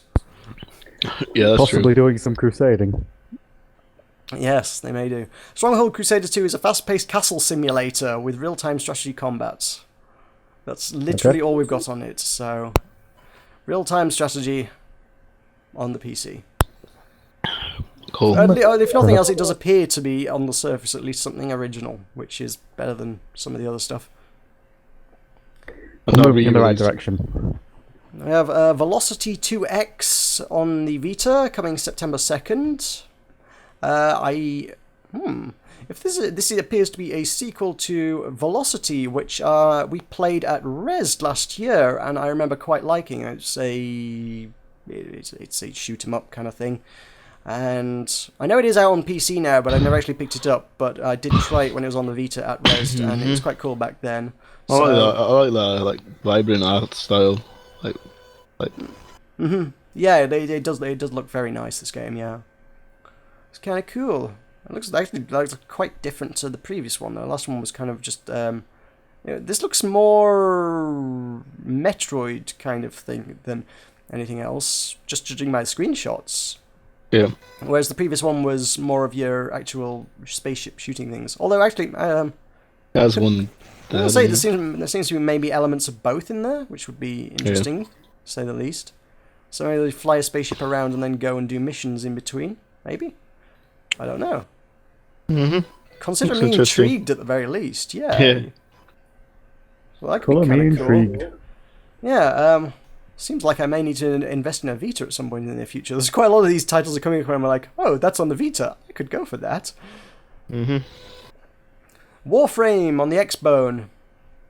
Yeah, it's already out on PS4. It's already out on... It's also on PC, PC, PS4. Yeah. It's free to play on PC Ninjas in and space. PS4. Yep, Ninjas in Space. So yeah, They're like Mass Effect, but it's pretty much mechanics. I can't say I've tried it, so I'll take your word on that one. Oh, looks good. Runas on the September 2nd. Now this is one I have played because I do have a copy of this that I'm not actually. I'm not Till played embargo. enough. I've not actually played enough of it to be in a position to review it, so I really should do that in the next day or so. But that's kind of interesting. It's a top-down dungeon crawling shootery thing, which is not entirely dissimilar to the likes of Binding of Isaac, but not quite as heavily stylized. I think the gameplay is solid. It's got some interesting mechanics as far as upgrading stats and learning new spells. It involves picking up a lot of items, and you can pick from a lot of classes and pick a lot of different spells at the start, and there's a lot of customizability over your character right off the bat. But at the same time, I don't know, it just never... What I have played of it, it hasn't really grabbed me. It's just not terribly interesting, terribly compelling. It's got some interesting ideas, but I think if it was aesthetically more interesting, if it had a really good visual style going on, I'd be a lot more intrigued. As it is, it just kind of looks a bit samey, a bit bland to a lot of other... So is that Pixel art official release, or is it... I don't know, it's listed on access? Giant Bomb as being a release, but I think it's an early access, actually, if I'm honest. If you go to the store page, it could be that they will change the graphical style entirely before then. Actually, no, it doesn't say early access, it says Steam Greenlight on there, so it's being greenlit, and okay. it's pretty much... I think it's out on September 2nd. So, I mean, actually, the character design and stuff reminds me a lot of Arkham games A Valley Without Wind. But then when you actually get into the gameplay and stuff, it's everyone's tiny and it's really zoomed out, top down. Everything's tiny. You're looking at everything from miles away. It doesn't look particularly great. It all just looks a bit generic, unfortunately. But there's some interesting concepts in there. It could be... Yeah, maybe if I played more of it and get into it, I might be good, but... my first impressions, having played, according to Steam, 51 minutes of it, it just doesn't feel particularly exciting. On PlayStation Vita on September 2nd, we have Don't Starve Giant Edition. Okay. Which is, I think, Don't Starve, just all the expansions and stuffs that they've already done for PC, now on the Vita. Again, it's a re-release. It's kind of... They've already done it all on PC. If you're playing it on PC, chances are you probably already played all this stuff. Now it's on Vita. So, I mean, I can't for life remember the name of the DLC. It was something to do with giants, so Giant Edition would make a lot of sense. So, Don't Starve Giant Edition. There you go. Same day, cool. Mega Man X4, PlayStation 1 Classic. For PlayStation Wasn't that coming out? Didn't you say that was coming out last week? I'm sure we did this one last week. Which one? Mega Man? Might be in a different Mega Man. We did some stuff that was Mega Man-like last week. I don't recall doing an actual Mega Man. There were some games that were heavily inspired by Mega Man. X4, is that 14 then? God only knows. Originally released July 31st, 1997. Probably not. No. No. Okay, yeah. Not. Very weird. Mega Man X4, known in Japan as Rockman X4, is a side-scrolling action platformer developed blah blah blah. It's the sequel to Mega Man X3. It's just I'm gonna say there's no 13. Yeah. No. It's just an old Mega Man. Deathmatch Village. I've never heard of that. What is that? This is for the PS3 and Vita. Is a free-to-play redneck-themed MOBA developed by Bloober Team, based around fast-paced 3v3 matches. Well, if you were to tell me a MOBA based around fast-paced 3v3 matches, I would call it Awesome Noughts, but given there's actually not much information on... Sorry? Yeah, MOBAs are... as well now. Yeah, MOBAs are flavour of the month for games at the minute. Yeah. There's so many people just like, oh, there's a lot of money to be made in MOBAs. Can we make one? Answer, no. No, you can't. No, you can't. There are two, and if you're not League of Legends or Dota, go home. No, that's unfair, actually. Awesome Noughts is still doing well, actually. Yeah, so. But they aren't as big, so they don't need to do quite so awesomely. But they are doing well enough that they can keep their head above water, which is more than can be said for a lot of MOBAs. So, yeah. Well, there's another one. In case you were lacking MOBAs to play, there's now one for the PS3 and Vita, based around rednecks. Hope you like rednecks. Yes, we do. We have Mahjong Gold for the PS Vita. Pirate-themed Mahjong solitaire game. So pirates. Really haven't got much more on that than that. Yeah, interesting. Yep, interesting. This is also a game If you like Mahjong, get it. originally released in November 2013. Alright, no re-release. No. Tapingo! We did that last week. That's clearly been delayed a week. Yeah. Train Fever. I saw this on Steam, actually. This is a train simulator. But if you look on the Steam page, it's a train simulator set in 1850.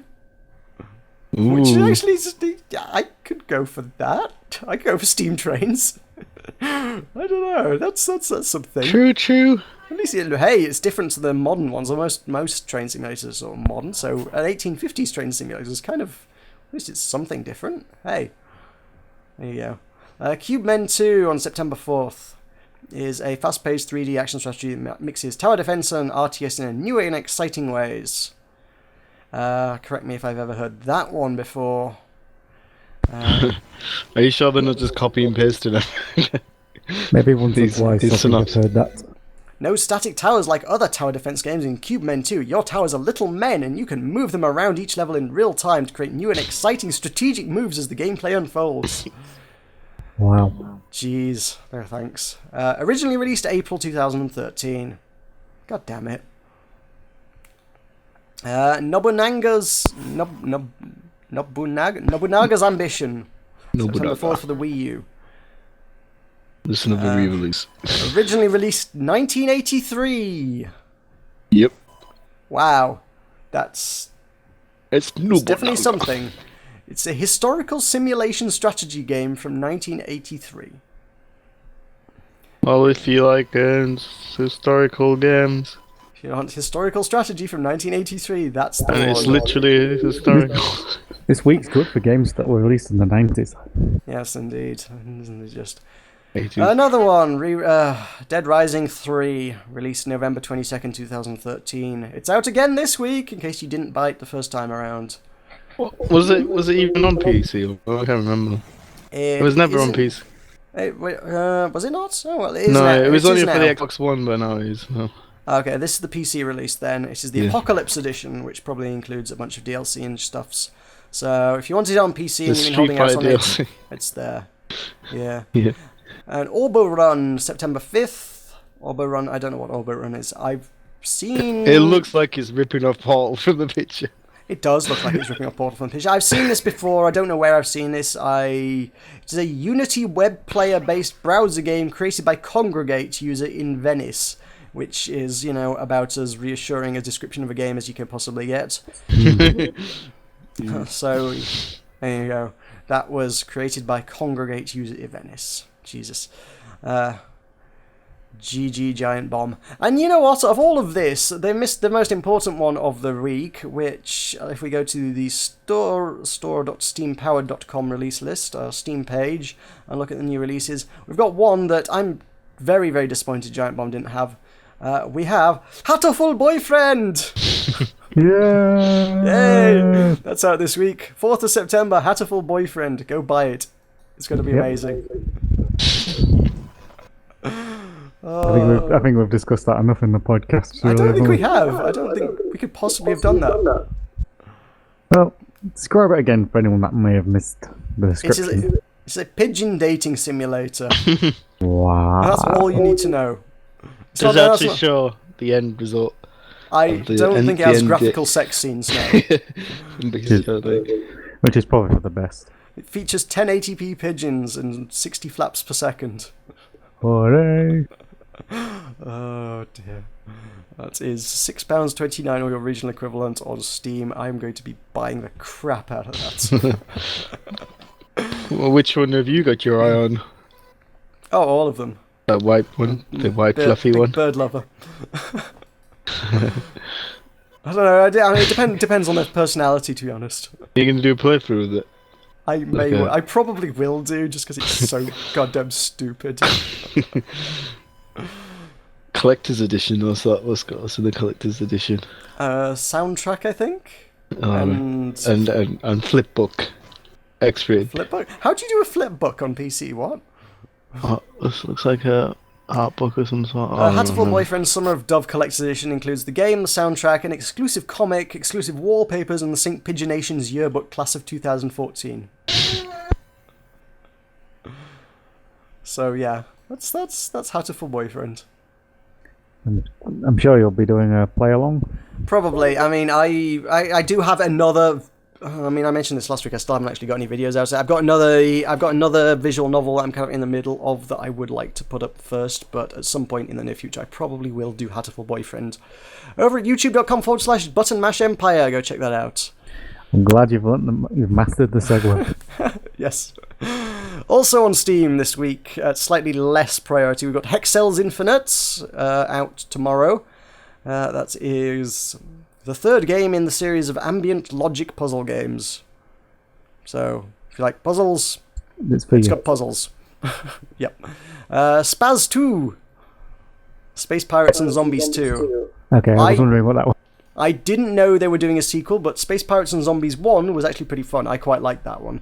It got a little bit grindy, sort of towards the mid to late game, but honestly, the concept was pretty solid. You fly around in space and fight off, well, pirates and zombies, and do mining and retrieve resources and upgrade your ship, and you can build all sorts of kind of cool ships, and you get different blueprints for stuff, and you can steal blueprints from other ships by smashing them up, and it's all pretty cool.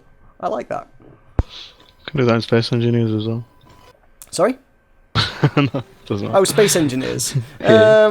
Well, this is a 2D top-down thing. It's not. Nah. They just implemented that in a recent patch.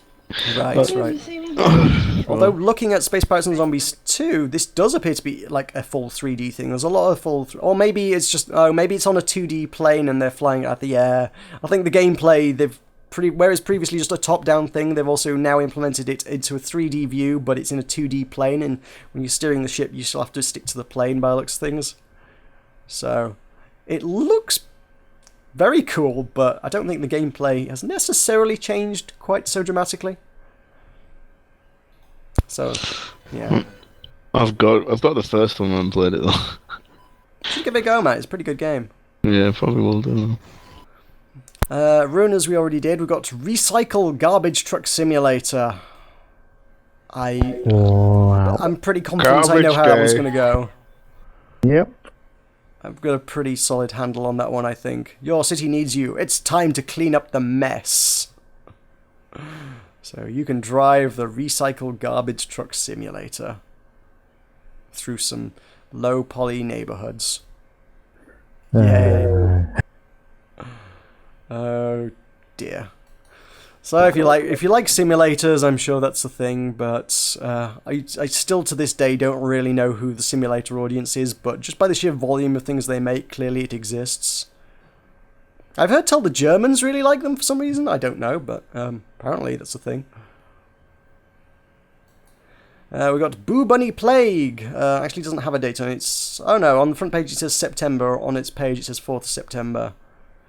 Which is... I'm not really sure what this is, to be honest.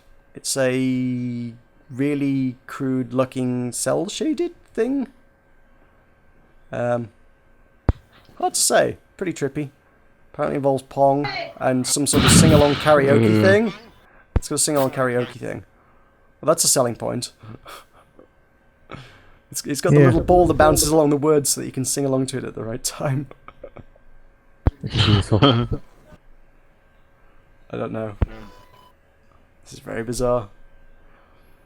I've never heard of the studio or seen it before. It looks, honestly, slightly crude. But there you go. It may be could potentially be an XBLA port, potentially. Like the Xbox Live Indie games. It seems like the sort of thing that might potentially have originated there.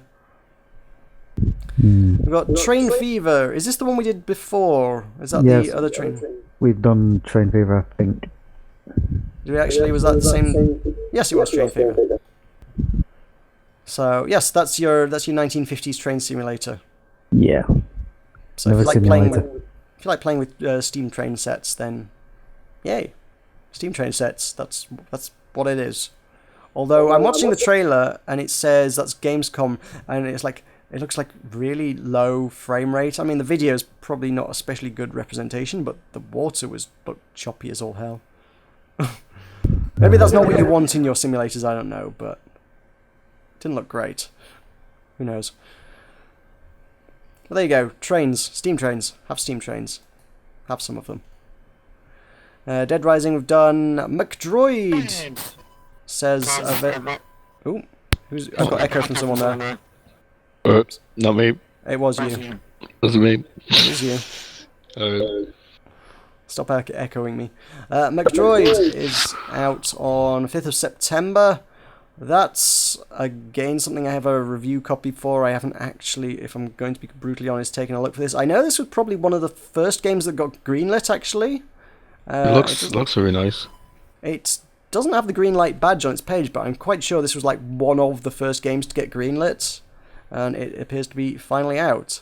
I don't know, I think it was just the Mac in the name that it was like, kind of made the press around the same time McPixel was kind of out, and I was like, oh, is this just the same thing? It's evidently not remotely in the same kind of thing as McPixel, but there you go. It appears to be, as far as I can make out, about a robot planting strawberries. Not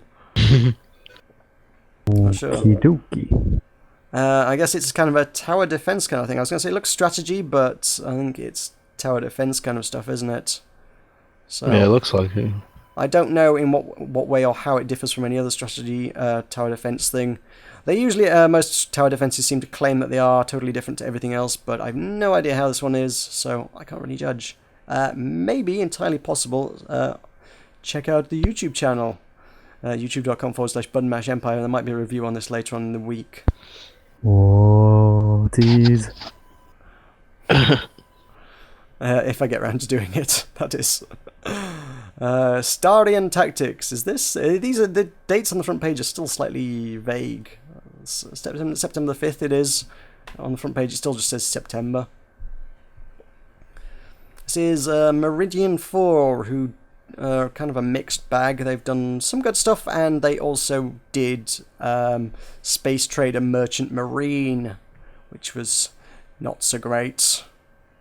Which was actually one of the worst games I've ever played. So you're not sugarcoating it? No. It's actually one of my better viewed videos, because it's been on sale for like less than $1 so often that everybody's like, ooh, what's this? And I think I'm like almost the only person who's reviewed it on YouTube, so everyone always finds my video and it's like, this is so bad. But everyone's like, oh, but it's only $1, so I bought it for $1. It's like, it's not even worth that. But I don't know. That's an entirely different game. This is Starian Empire, and it's 4X strategy stuff. It's published by Meridian 4. It doesn't necessarily mean it's the same thing. It's a different developer, probably. It's Corn Crow Games. I don't know who made Merchant Marine, but probably someone else in all likelihood. They do seem to have a thing for space games, I guess. There's a few of them dotted around their library. So 4X, no idea about it. Might be worth a look. Could it stand up to the likes of Moo? I don't think so. Moo is the best 4X in my book. Nothing competes with Master of Orion. Master of Orion 2, that is for me. At any rate, played a lot of that one, and every time a 4X pops up, I'm like, is it Master of Orion 2? No, I'm gonna go play Master of Orion 2.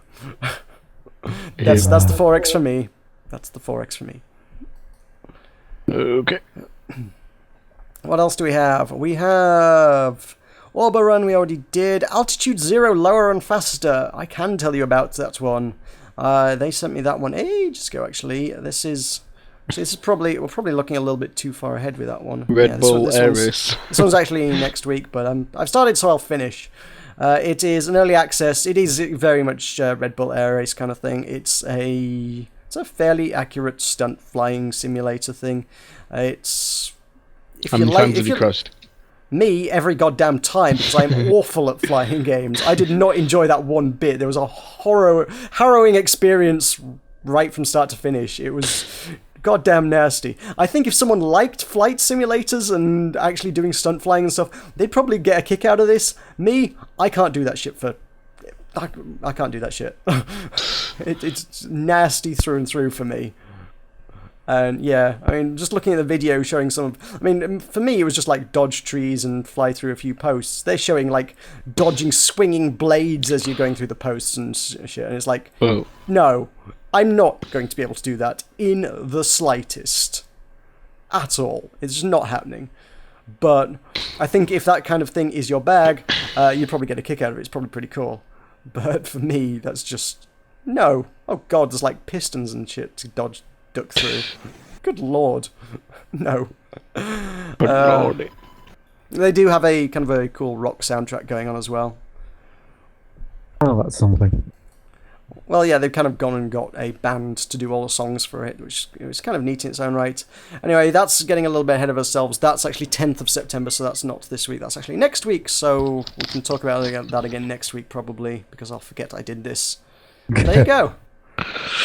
Yep. So that's the new launches for this week on Steam and elsewhere in the world of gaming, and most of them re-releases, unfortunately, but there you go. Unfortunate, but it happens. For the week. Mm-hmm. So, all getting prepped for next week.